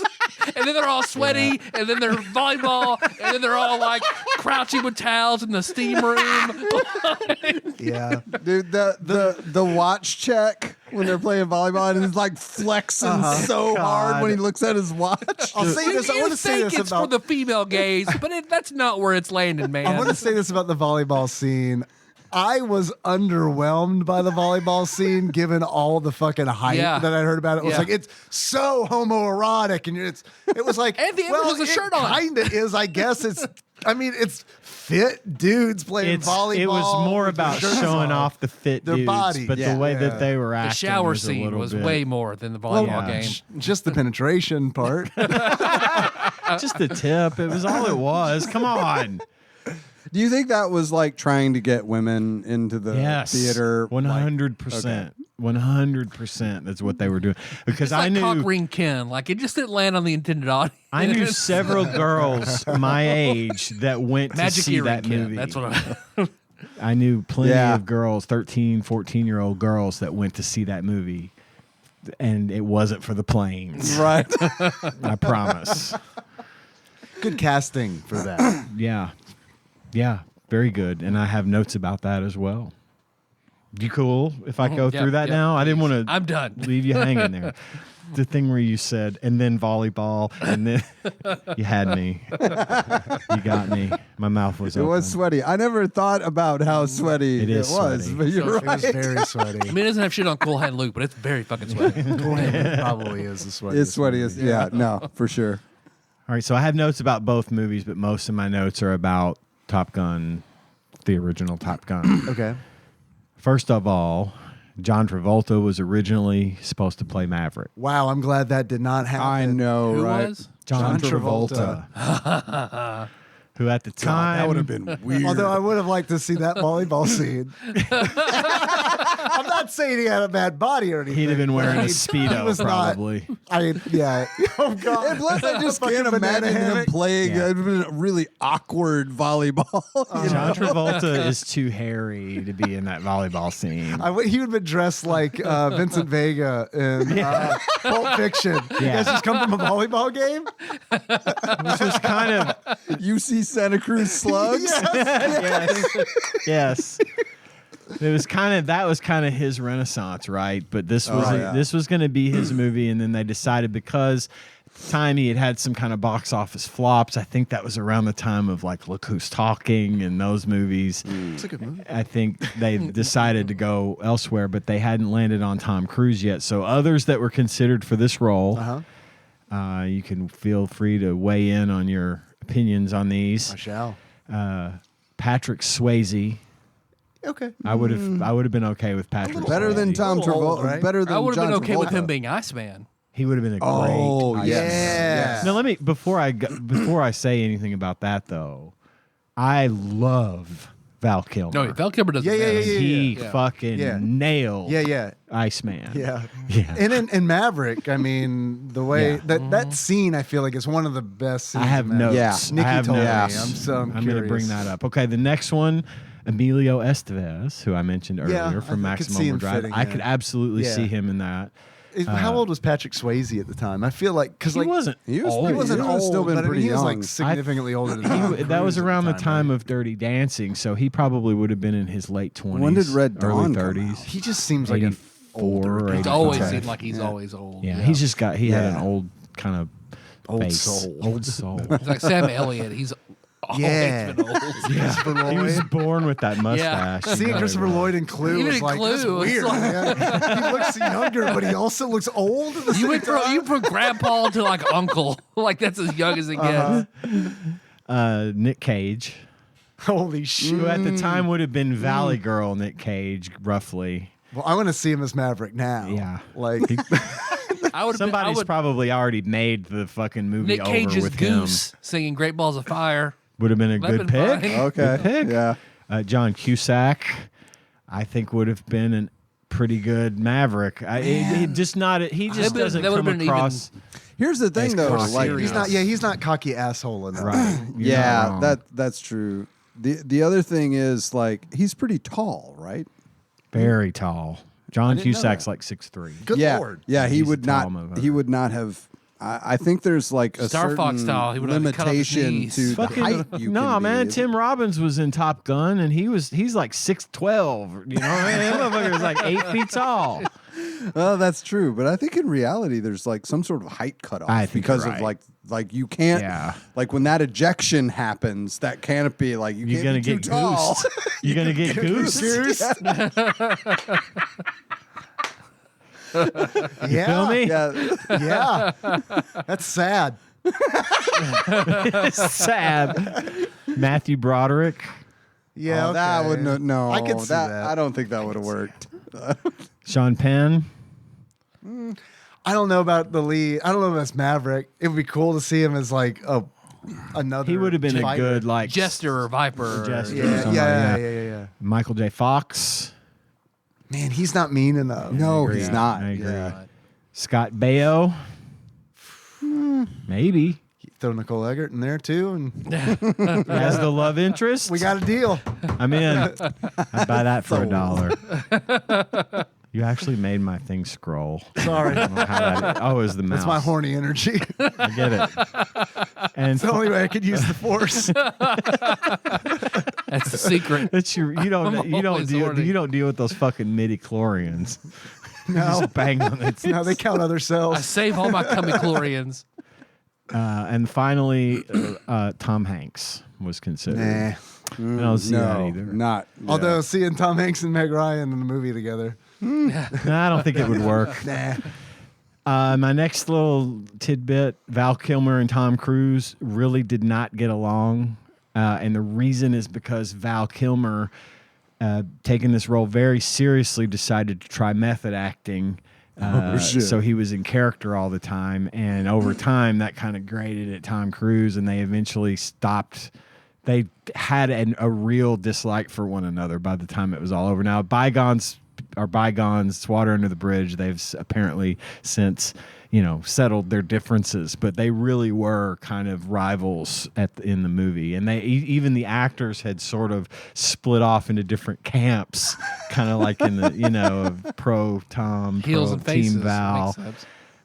So that was neat. All of Maverick's stunt flying in the film was done by a guy named Scott Altman, who later went on to become an astronaut. Oh, nice. The big song that wasn't Danger Zone, Take My Breath Away, performed by Berlin. Yes, Berlin performed this song. This was originally offered to the Motels, a band that recorded songs such as Only the Lonely, Remember Last Summer, and Remember the Nights. These are songs that none of you probably have ever heard. You've probably heard Only the Lonely. They were big at the time. They turned it down. Berlin ended up getting the song, but they insisted on doing it in this sort of melancholy way that it ultimately became. And because of that, that inspired more romantic scenes in the movie. And so the way the song was ultimately performed inspired the writers to create more of the romantic scenes. So effectively, in my opinion, Berlin is responsible for ruining Top Gun. Thanks, Berlin. Well, it's funny. That song was very, very popular. I remember hearing that song. Yeah. Whatever easy listening, easy rock radio stations that my mom listened to when I was a kid, I heard that song a fuck. Well, that song charted. That song charted on the top 100. I think it broke into the top 5. Yeah, it was a huge hit. Yeah. Berlin didn't go on to do a whole lot more, but they made a lot of money off of that one. So, yes, Berlin ruined Top Gun. Well, how about Charlie Sheen and Emilio Estevez as Maverick and Goose? Ooh. Like Men at Work. You bring style. Charlie Sheen into it, it changes the dynamic a lot. Yeah. Men at Work. 4 stars. Wiz and Say says check it out, and not Land Down Under. No, check them out too. Check that out Dave too. says 4 stars. Check out Men at Work. Land Down Under. Not that I have a problem with Kenny Loggins, but several other groups were approached to record the song Danger Zone. Okay, we all know the song. I do. Toto but yes. was approached with this. Toto, Africa. Right. Just the rains down. Yeah. Kenny Loggins, I feel like, is a better choice. Yeah, they were. They had disputes between the producers and the band's lawyers and all this stuff. So they said no. Were you guys like pro Africa or something? Next up for that was REO Speedwagon. Would have been a good choice. I don't like REO Speedwagon. I like REO Speedwagon. I don't like them. I'm having a stroke. I know. I'm sorry. I don't think I've ever told you that. You got to push through it. I don't think I've ever told you that. You chose now to tell me that. It's so difficult. They're better than the Kelvin timeline, if I'm honest.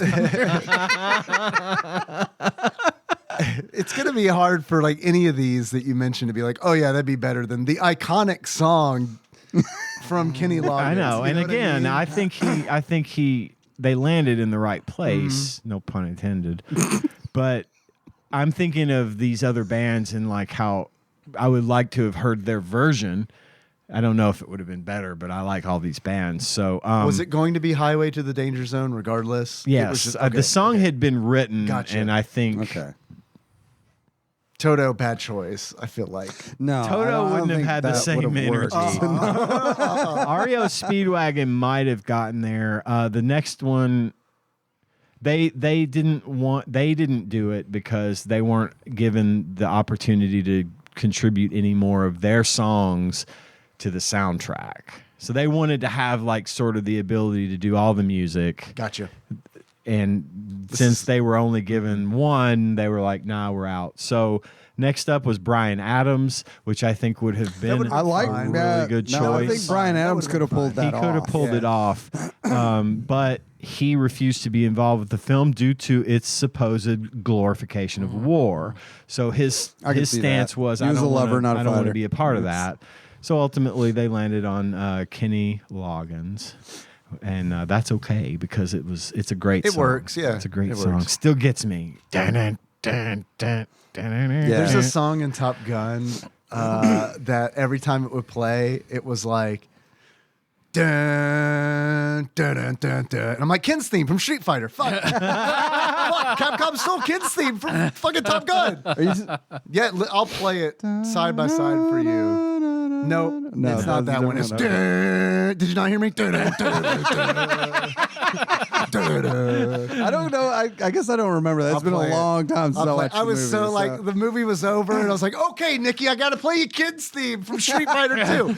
It sounds a lot like the song we just heard in the movie, doesn't it? And she was like, yes, dear. Yeah. It's going to be best if you see me beat Street Fighter as Kid. Just sit down.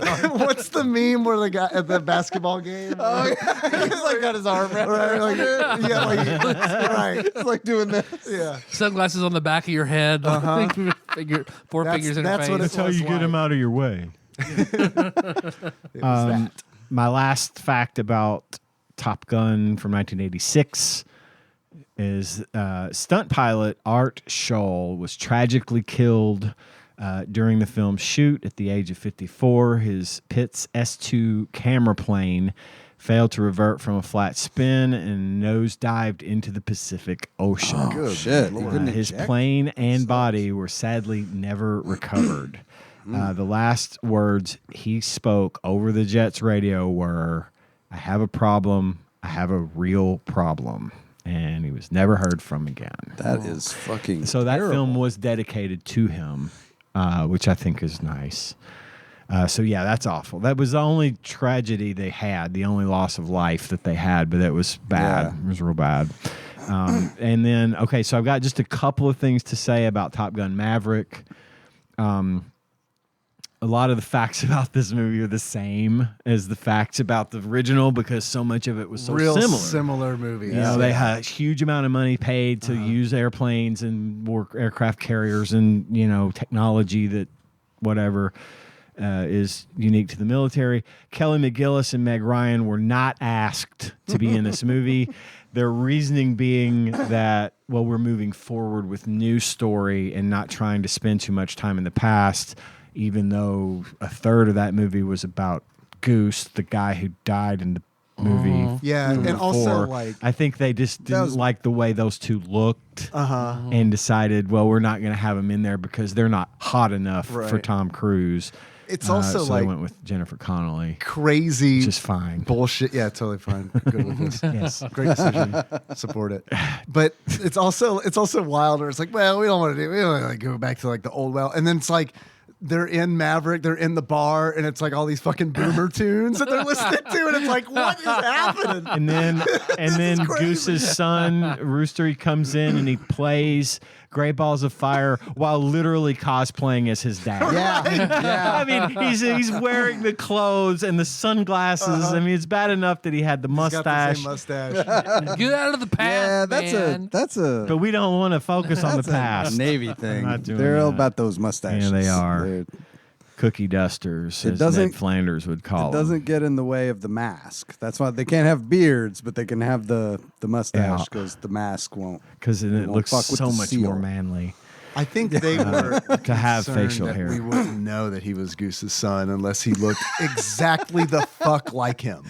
I mean, Miles Teller down to the exactly because Nikki was like, they good casting. It was like, yeah, it looks. I mean, I guess he looks like the guy in the movie. Is that CGI? Is it just a green man that they put Anthony Edwards on top of? They Princess Leia. Shit.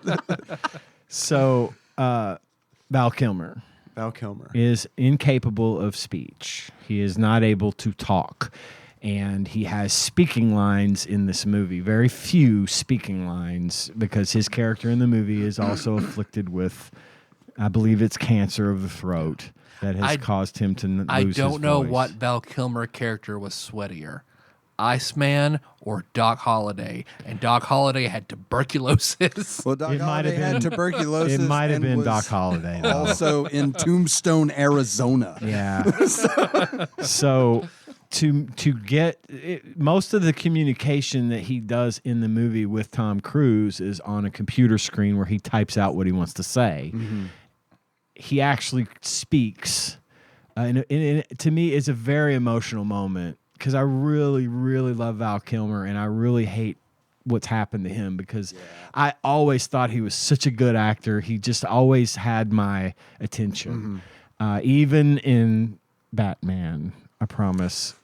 Yeah, that was the one miss. I feel like. Batman Forever was the first Batman film I saw. Man, so he was my Batman for every a long other time. Val Kilmer movie that I've seen, I've liked him in. Yeah. So, but what they did was they found recordings from other old movies of him saying the words that he says. What? I didn't know that. And used AI to combine them together and overdub him actually saying I didn't know that. it. That's wild. And I remember reading about that. That is fucking nuts because until I just read this today, I had no clue, and they did such a fantastic job of that.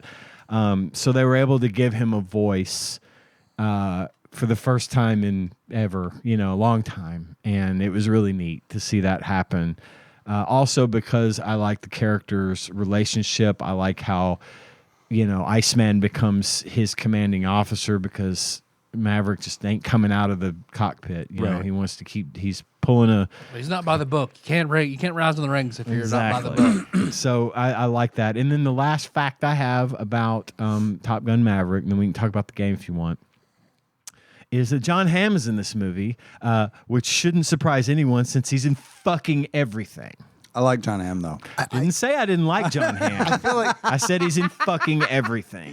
He's in fucking everything. He is the new Sam Jackson. He is this generation's He's a Samuel good L. asshole. Jackson. He plays a really good asshole. He can play that well. I kind of felt like he was wasted in Maverick. I like that he was in it, but I also kind of felt like he was not in it enough. Like his presence wasn't because they had too many villains in Maverick, where it's like we got to get the old one, and then they were just. I almost expected every time John Hamm would come on screen that they would play bum bum bum, like a literal I want butts. musical fanfare of him coming in. Dun dun dun.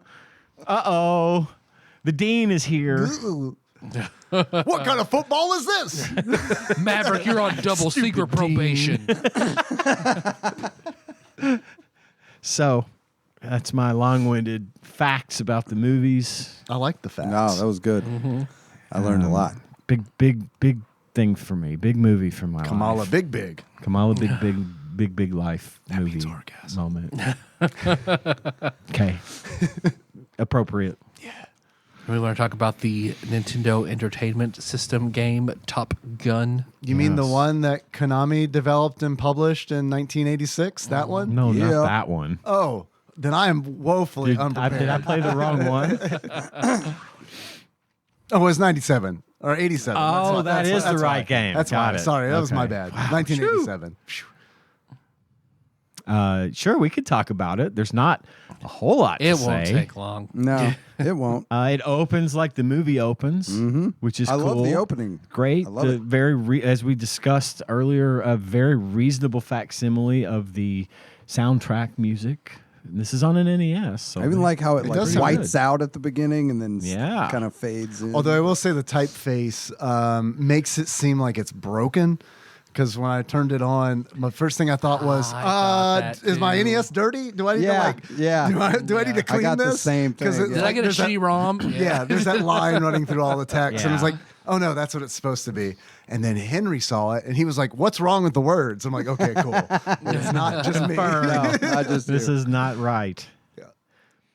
But yeah, I thought the music was good. It's got the honestly, it's a great use of the sound on the system. That's what I was telling Ian earlier. Is like the version of the music that you hear is like instantly recognizable. You know, like I mean, it's really good. Yeah, and pretty dynamic too, as far as like NES game goes too. It's not flat; it's got some dimension to it. Yeah, I feel like they did a really good job.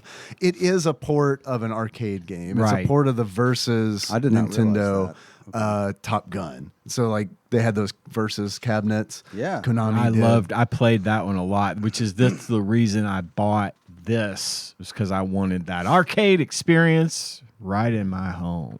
I never played the arcade version, so I don't know exactly how it compares, but I found a video on YouTube and watched someone playing the arcade machine, and I mean, I feel like it seemed like they ported it pretty well. I don't know what you would say. They did. The graphics, of course, were scaled back. And the frame rates a lot. Frame rates different. Playing it in the arcade was like, did you ever play Afterburner? Yeah. I loved games like that because I love being surrounded and having the yoke and the fucking missile buttons and shit. It was like that, and it was great. It was a great game, but yeah, I do think, despite the technological limitations, I think this was a great port of that game. It didn't have the same atmosphere because it wasn't in a cabinet. Right. It didn't have a using yoke. a controller. You're using a controller, but otherwise, it was fine. Good time. I spent many, many, many hours playing this one. Yeah, you and me both. This was one of the maybe like 7 or 8 NES games that I owned. I had like 4, and I didn't have like any of the real good ones either. You know, like I had Karate Champ. Yeah, Karate Champ, that's a good one. I mean, it's not bad. It's not bad, but it's like of the fighting games, it's. I think we might have had the same games. You didn't have a lot of fighting to choose from on the NES. And that's true. Really did not. I did have Wizards and Warriors. Not a fan of that one. I know that one's got its fans for sure. I liked it. They're diehards. I had nightmares about that music in that game.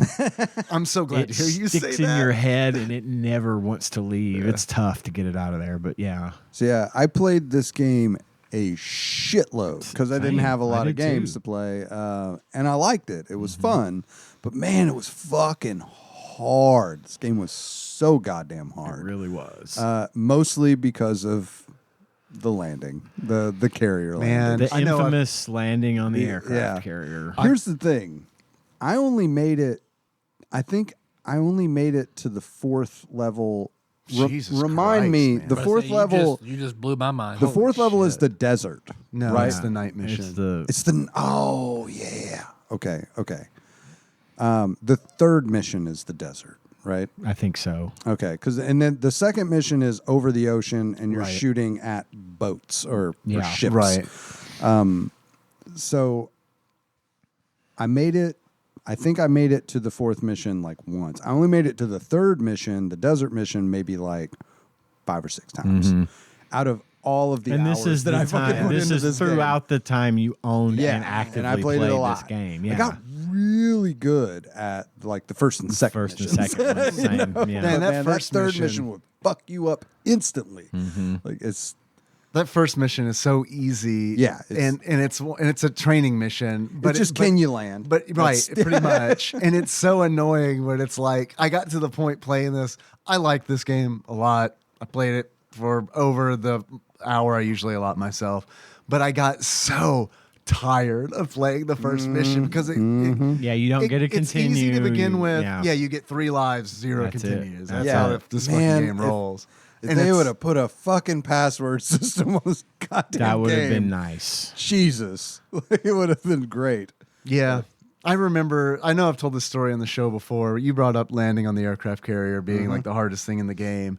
I remember being at a birthday party when I was probably 7 years old. We were playing Super Mario Brothers 1 in the birthday boy's bedroom. Oh, I remember this. Yes, I know where you're going with this. The birthday boy's dad came in and was like, let's hook that up to the TV. Yeah. And we're all like, whoa, this is fucking insane. You plug the NES You mean the one in the living room? The big TV? Wait, the adults want to play games? And that's exactly what they wanted to do. They wanted to play Top Gun. And so then it was a bunch of adults trying to land the plane. And not a single one of them did it. And but I still was just blown away. I was like, I can't believe a Nintendo is hooked up to. Well, That is so cool. I'm really curious because I didn't know that you also owned this game.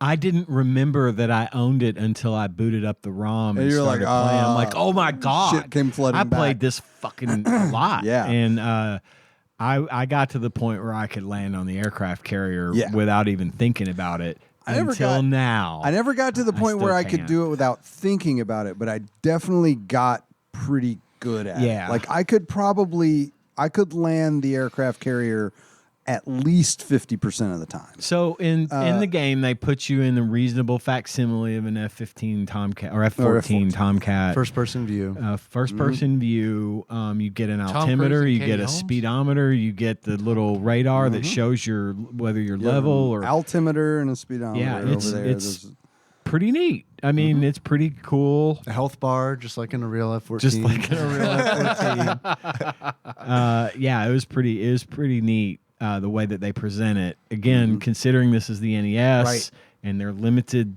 technology, they're limited with what they could do. Yep. And then you are first person flying this thing. You've got enemy aircraft that fly in front of you. They come at you directly. They shoot missiles at you.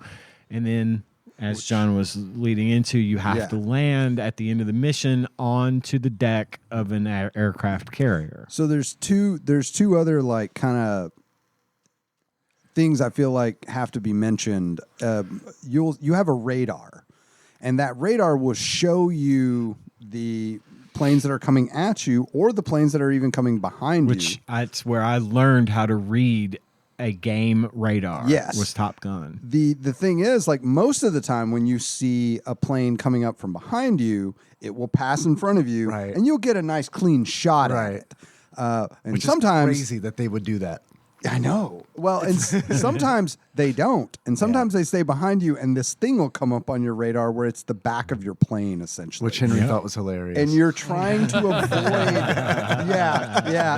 it is.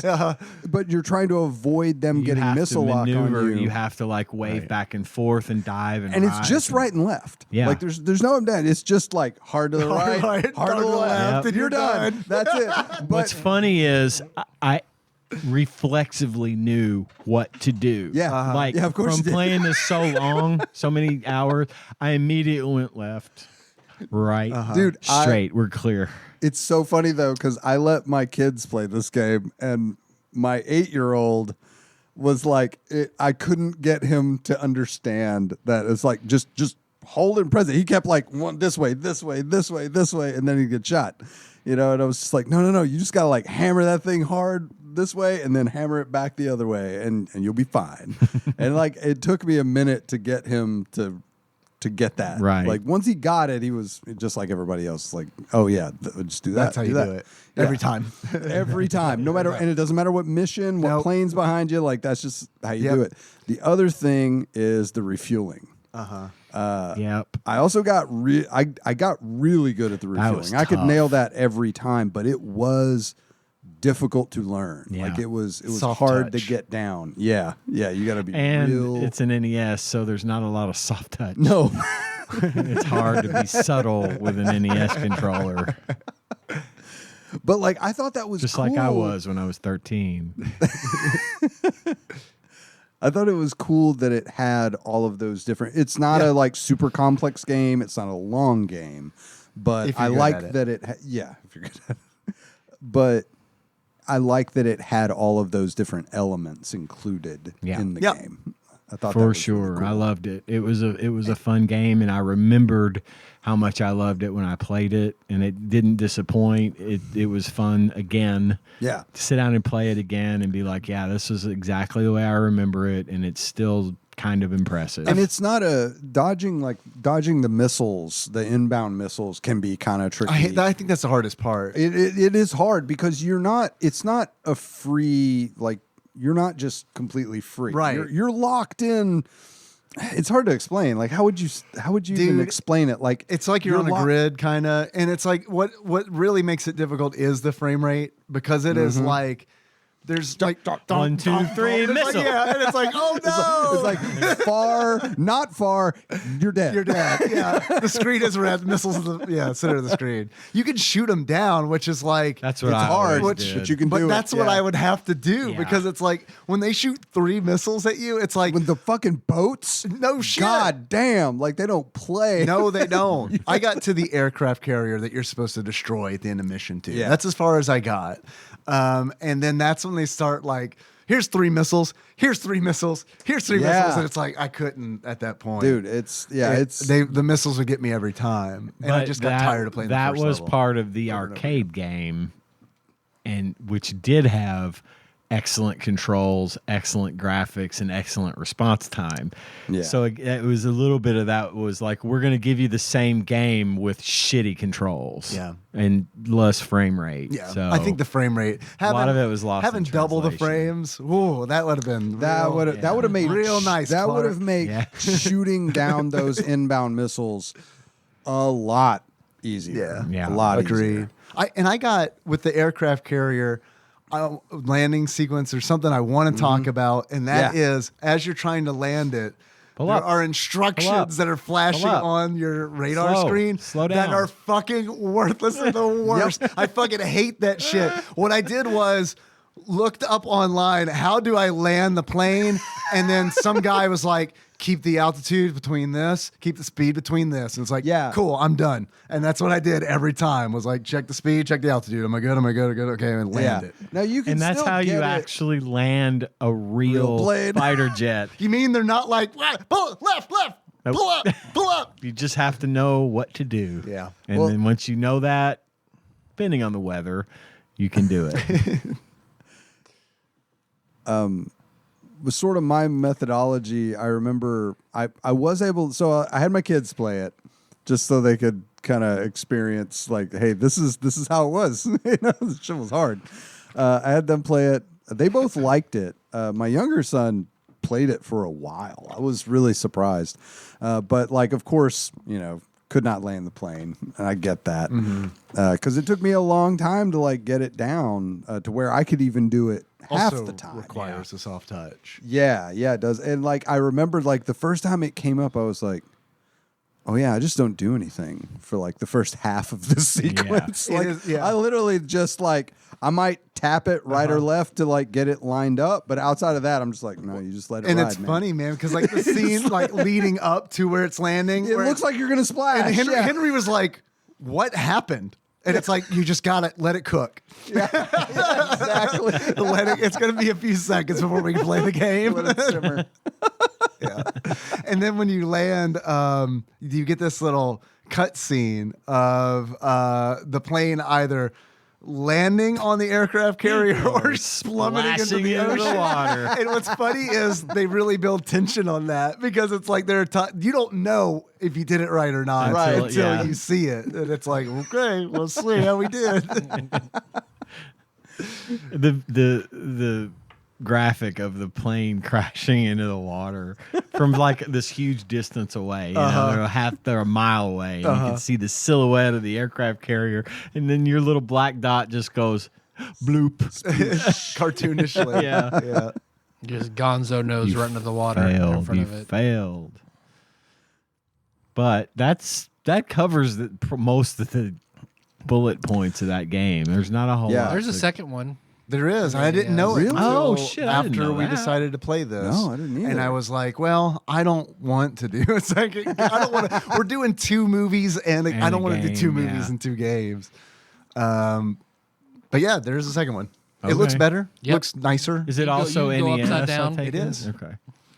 The cartridge looks dumb because where Konami is small and Top Gun is big on the first one, they just invert that for Mission 2, where Konami is really big and Top Gun is really small. Yeah, I'm trying to think who had better brand recognition when the second game came out. I'm going to say possibly Konami. Maybe. Maybe, yeah. Let's see. When did the second one come out? I don't know. I didn't know there was one. Yeah, I didn't either. Now.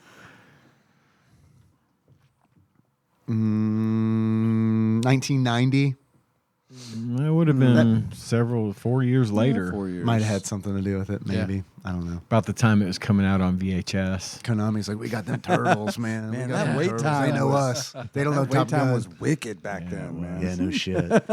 I'm glad you guys like stuff like this. I just can't wrap my head around like flight sim stuff.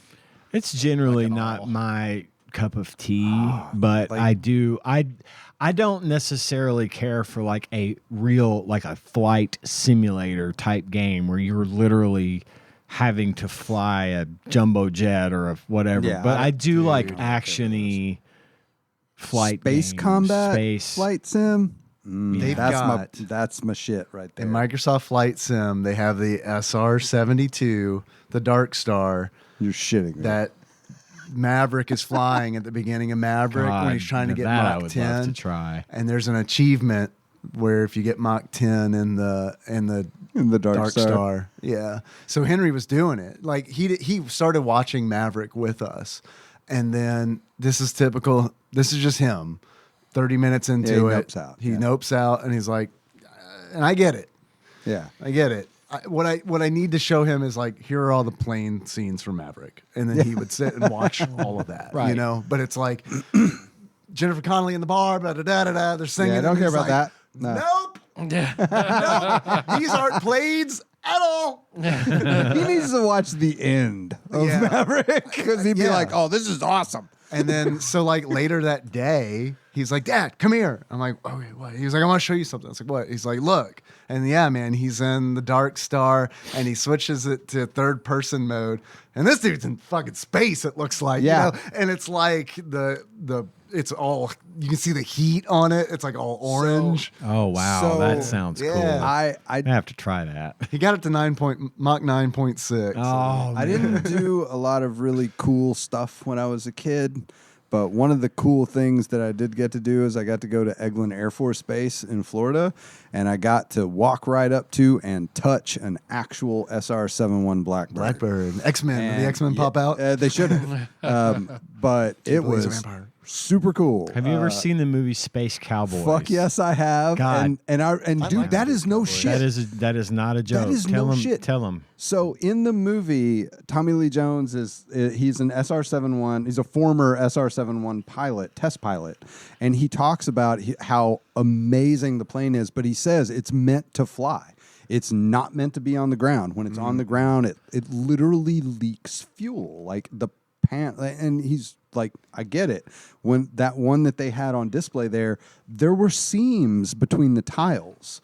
On the outside of the plane. And the reason for that is it goes so fucking fast. And here's the other thing. The friction that high up in the out, there's not a lot of density to the air, but still, despite that, the friction is so high, it's going so goddamn fast that the material actually expands and seals up. Shit. So it is designed to run at these super high speeds. If they had built it without the seams, they would crunch up. overdevelop. Yeah. They would overlap, and the plane would fucking So explode. basically, that plane can basically hold enough fuel at idle and at takeoff to get it in the air.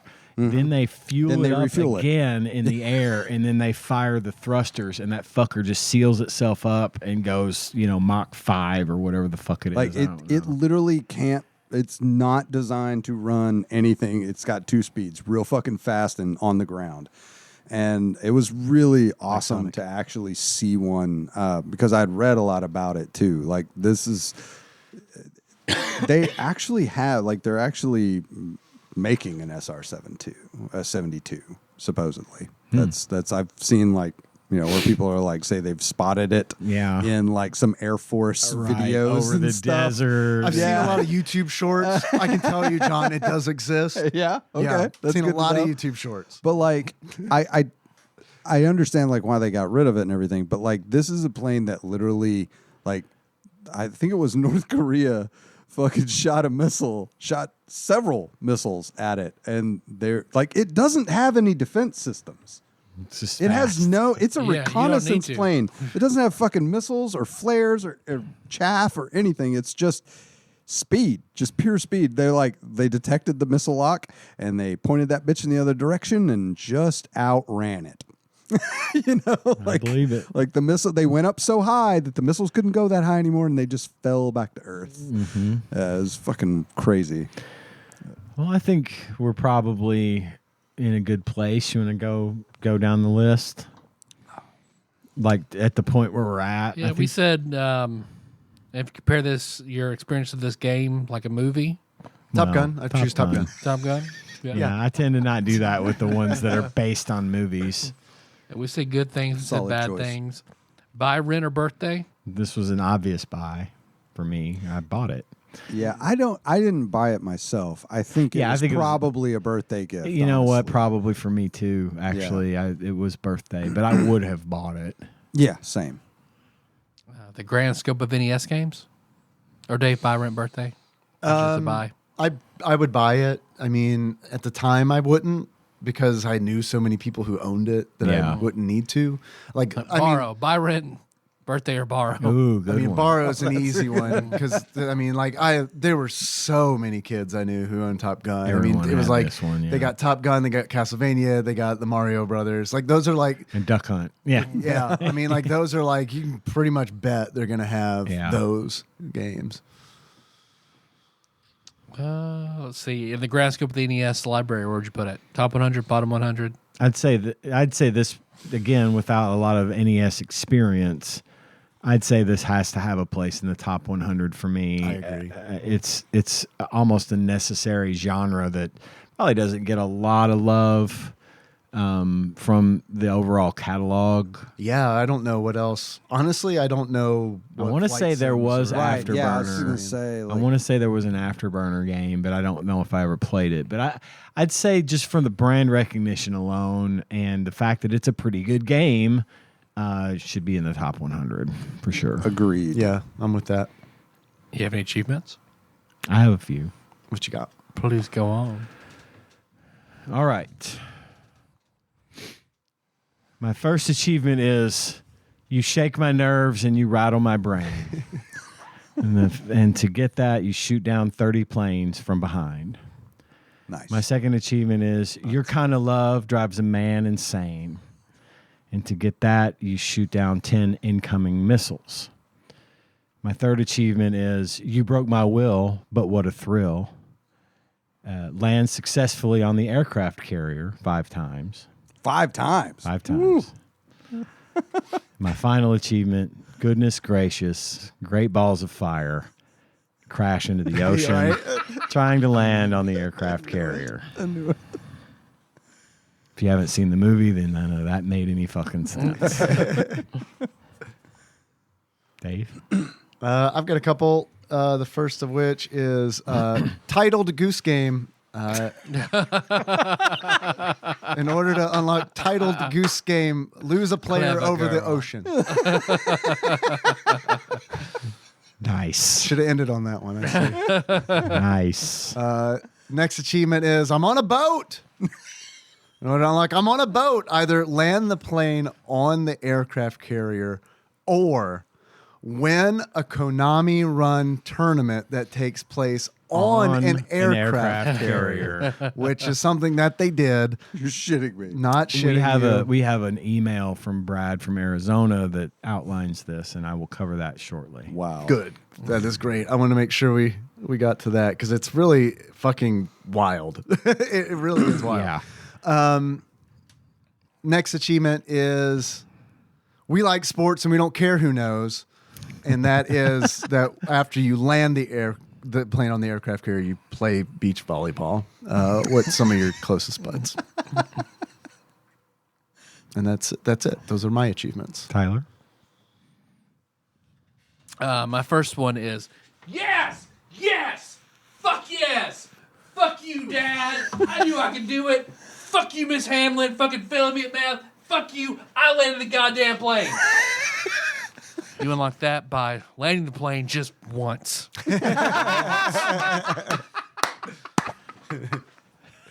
And my second one is, fuck yes, Daddy. Oh, you're gonna make me refuel. Successfully refuel once. Way ahead of you. Noting the time. I'm gonna figure out how to add it as like a sound effect on YouTube streams. This will happen. That's all I got. Awesome. Bravo, sir. Thank you. John, do you have any? No, I don't. No, I just wanted to. I don't. No. Not trying to put you on the spot. Just didn't want to exclude you. I'm just happy to be here. We have an email, once again, thanks to Brad from Arizona. Sent us some clippings from around the time this game came out. Coupons. Coupons. About, and I will read the email real quick. Hi all, assuming you actually do Top Gun for the NES, here's what I could find. There wasn't much because Top Gun predates GamePro and EGM starting. There are perks to knowing a spoiled kid, and Adam from my kindergarten class was my spoiled kid friend. I had around 10 NES games. He probably had 35. Damn. Top Gun was one of them. The main thing he liked about the game was how good the intro music is. It really is an excellent NES rendition of the main theme. Damn right. Damn right. The last time I hung out with Adam for any significant amount of time was when we were almost 13 and I stayed over at his house. His mother read to him from the novelization of the Warren Beatty Dick Tracy movie before bedtime. Let's let that sink in for just a moment. I need a minute to process that.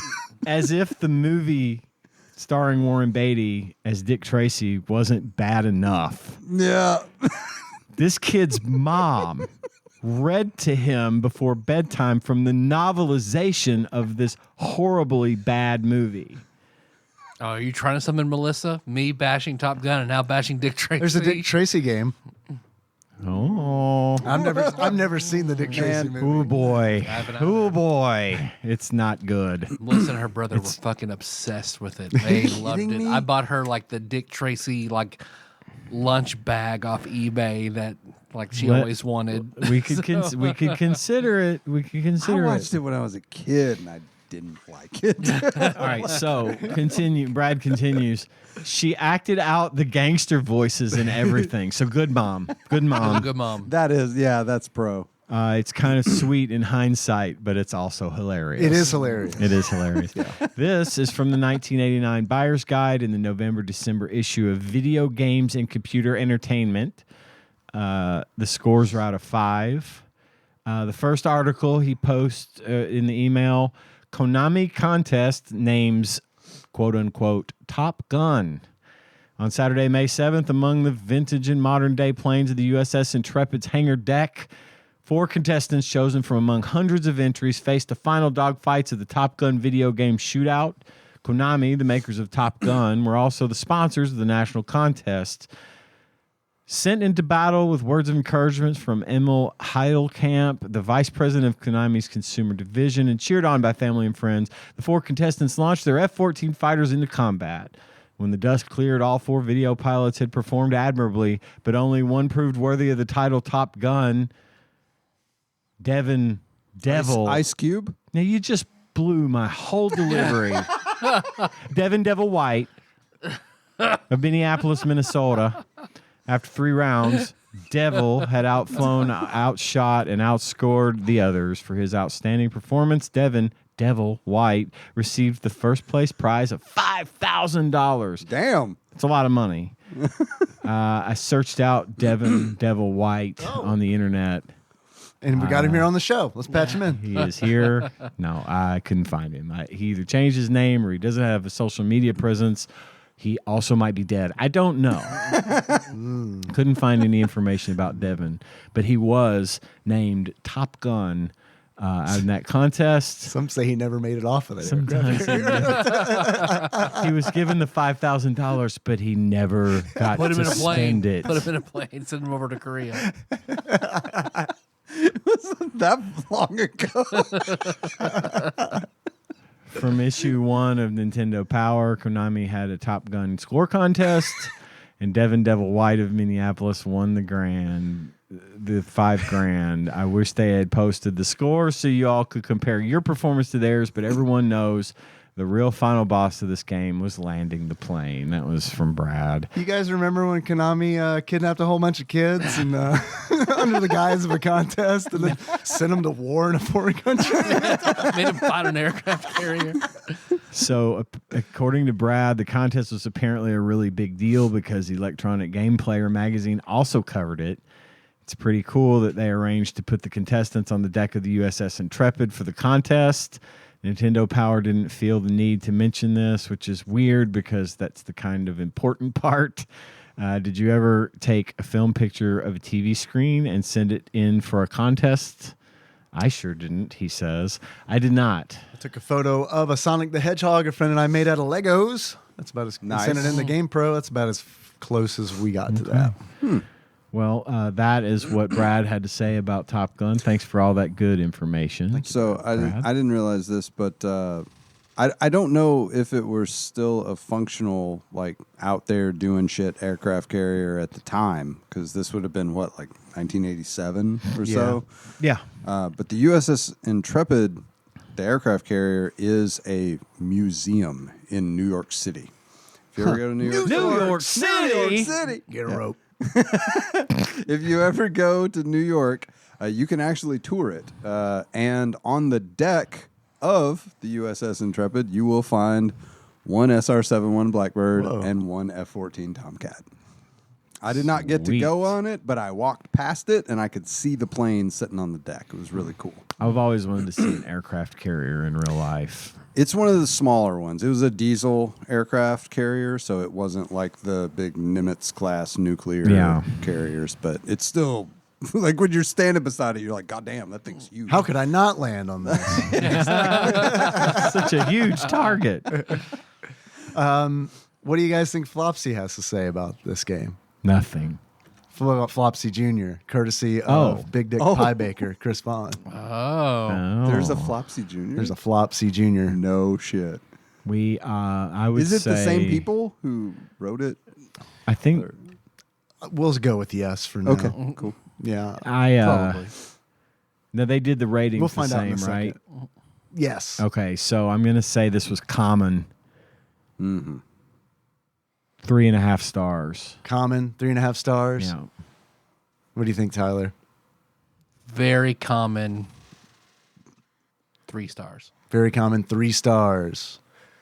Mr. John Turley. I'm going to say common 4 stars. Common 4 stars. According to Flopsy Jr., a.k.a. the Ultimate Nintendo Guide to the NES Library, 1985 to 1995. Feels weird as fuck coming out of my mouth. How hard is that I'm for gonna you eat a to tuna fish say? sandwich.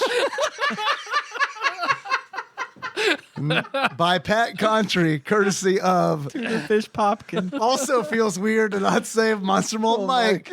Shadowy Big benefactor. Dick Pie Baker, Chris Vaughn. They're both dick reference names. Of course. It's the Tadpog way. Like you do. Top Gun. Availability is very common. Nice. 3.5 stars. Got it. I got the Split stars. Yeah. Okay. I agree with this. I agree. I agree with 3.5 stars. I agree with very common. Yep. Hey, Yep, seen a lot of these. I may have made a very significant. How many stars is the highest? Is it 5 or 4? 4. That old David Oh, it's 4. believe Okay, I it's might have 4. shot a little high on that one. I was thinking it was. Oh, you talking out of 5? How can I figure this out? Super Mario Brothers 3. Let's go to Super Mario Brothers 3 and see what they gave it. It's also probably in the beginning of the book, but that's not nearly as fun.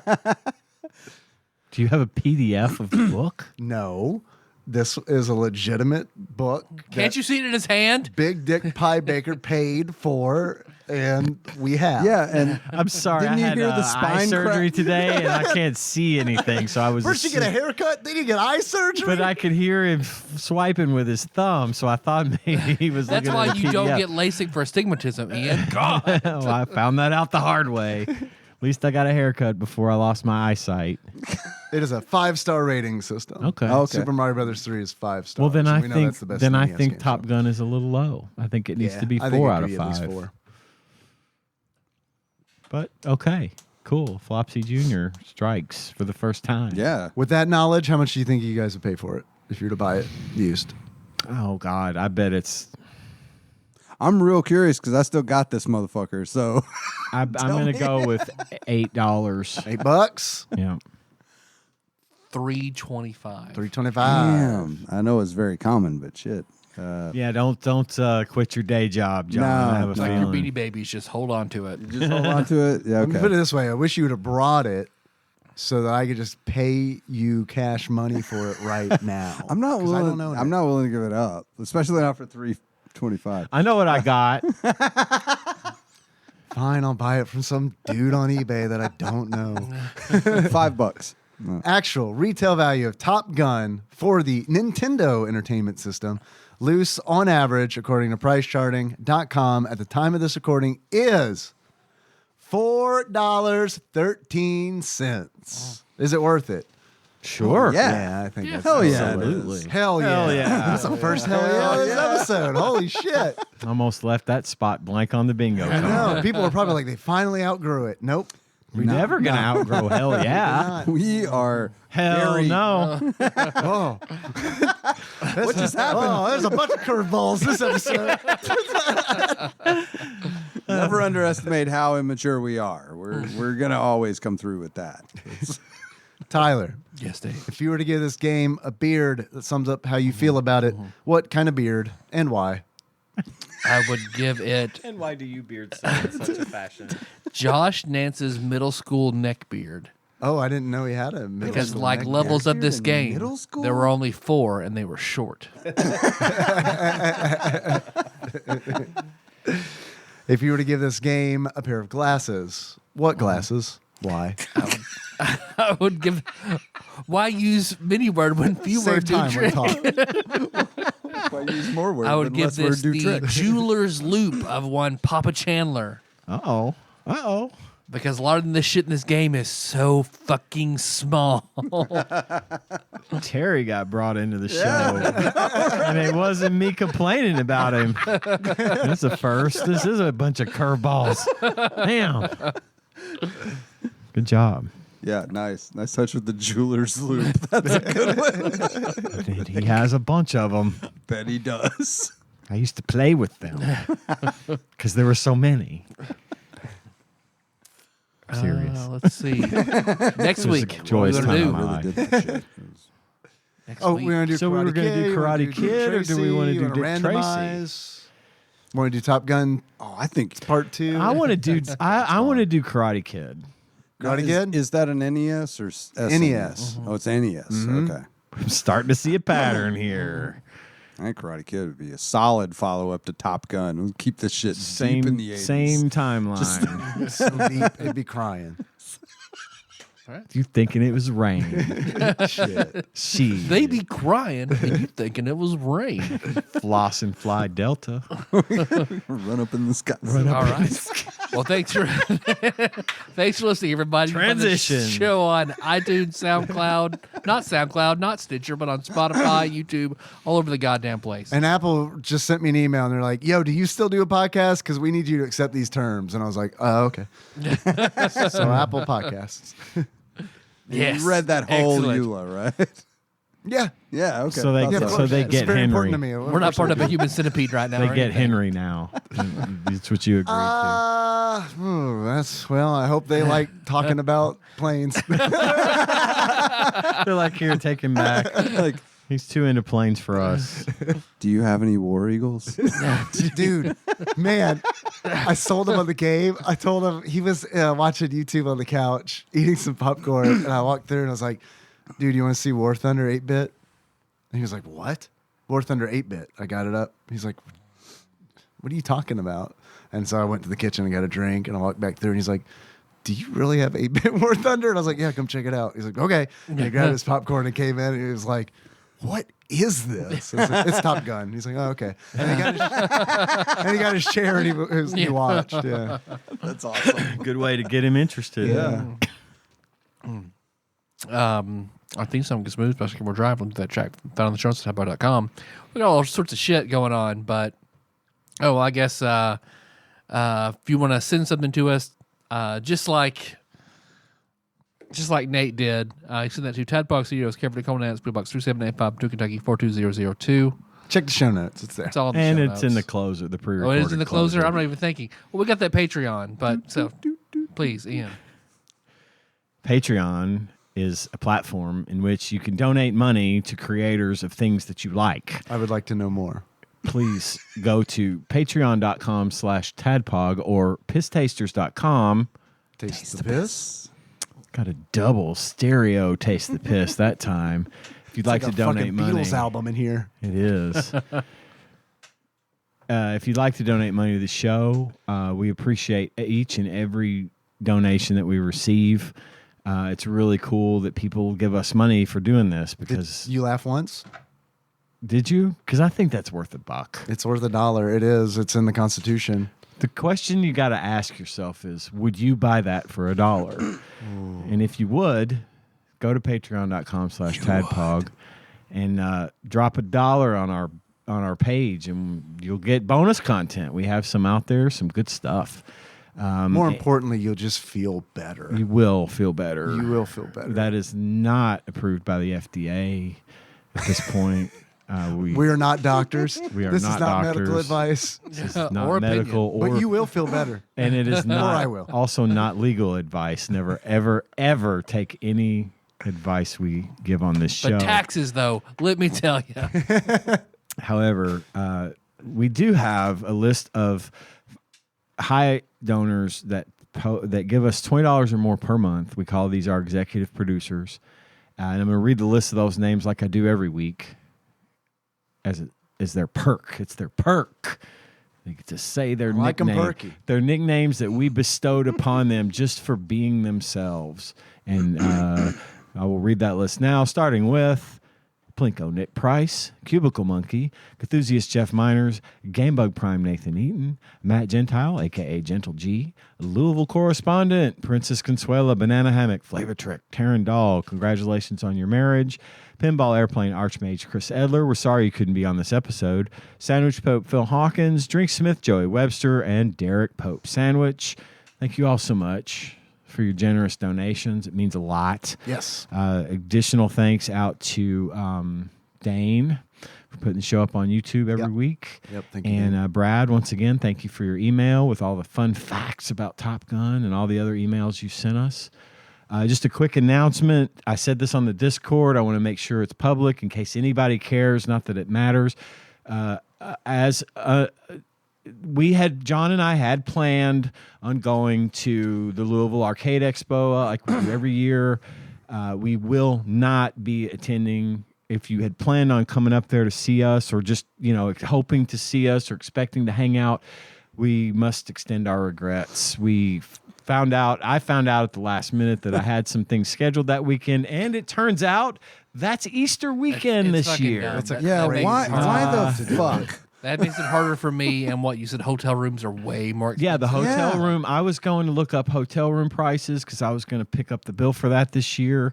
And it was going to be this insane amount of money. And I was like, what the fuck? And then finally, Tanya reminded me. She said, I think Easter's that weekend. I'm like, no, surely they wouldn't do that. And I looked it up, and it is absolutely Easter weekend. Terrible decision on the part of Louisville Arcade Expo. Very stupid. You should know fucking better. But we're not going to be there for those reasons this year. And here's the thing, like on their website, they're like, you should stay at the Marriott East Louisville. Like, literally saying, here's the fucking website. It's right next to us. Stay here. And yeah, those prices are way Did you more look? expensive. Did you look? Because I was like, it was gonna be upwards of like $700. Yeah. To stay 3 nights. I'm out. There wasn't anywhere near that much last year. No. And I was like, it was not. I was like, what the fuck? Not even. I mean, it's a nice hotel, but it ain't that fucking nice. And yeah, so I finally realized, oh, that's why it's so expensive, because of the holiday weekend. So no, sorry, we're not coming this year. If you had designs on seeing us and hanging out, it's going to have to wait until we can work that out again, maybe next year. Hopefully they won't do that shit again. I mean, Easter doesn't always fall on the same weekend. Usually it's in April, and ever so often it's the very end of March, which is in fact the case this year. So huge oversight on the part of the expo. You should be ashamed of yourselves and have fun, suckers. We ain't coming. We ain't coming to spend our money with you. It's your fault. Fucking dickheads. How you guys want to close it out? As Maybe we just send out the hotel prices. Yeah. For the arcade expenses. I like Great. that one. It would be a reasonable facsimile of the way I sounded last week when I figured this out.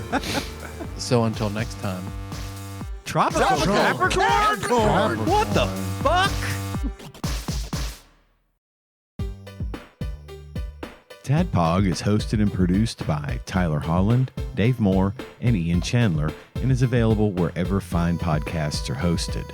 Have a question or comment for the hosts? Call us at 270-883-2555 and leave us a voicemail. We'll even play it on the show and respond eventually. Want to send us something? You can do that at TADPOG Studios, care of Nicole Nance, P.O. Box 3785, Paducah, Kentucky 42002. Sick of us doing all the talking? You can join in on the conversation by visiting our Discord at bit.ly/TADPOG Discord or tastethepiss.com. Not many things are truly free these days, but our Discord is, and we'd love to see you there. Our theme song is Moves by Sycamore Drive, and a link to that track can be found at the show notes at tadpog.com. Thanks for listening, and if you haven't already, don't forget to subscribe to our show on your favorite podcasting platform. We really appreciate it.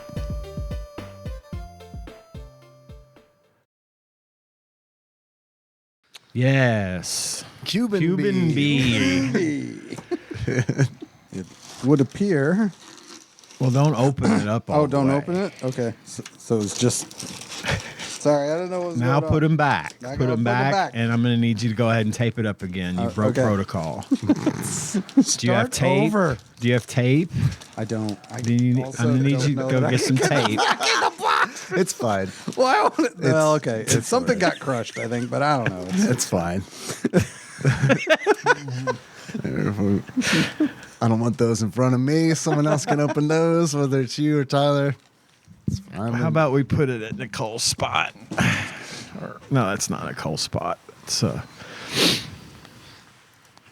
That's kind of your spot. kind of was my spot, yeah. Now I have my whole side of the table to myself. I'm important.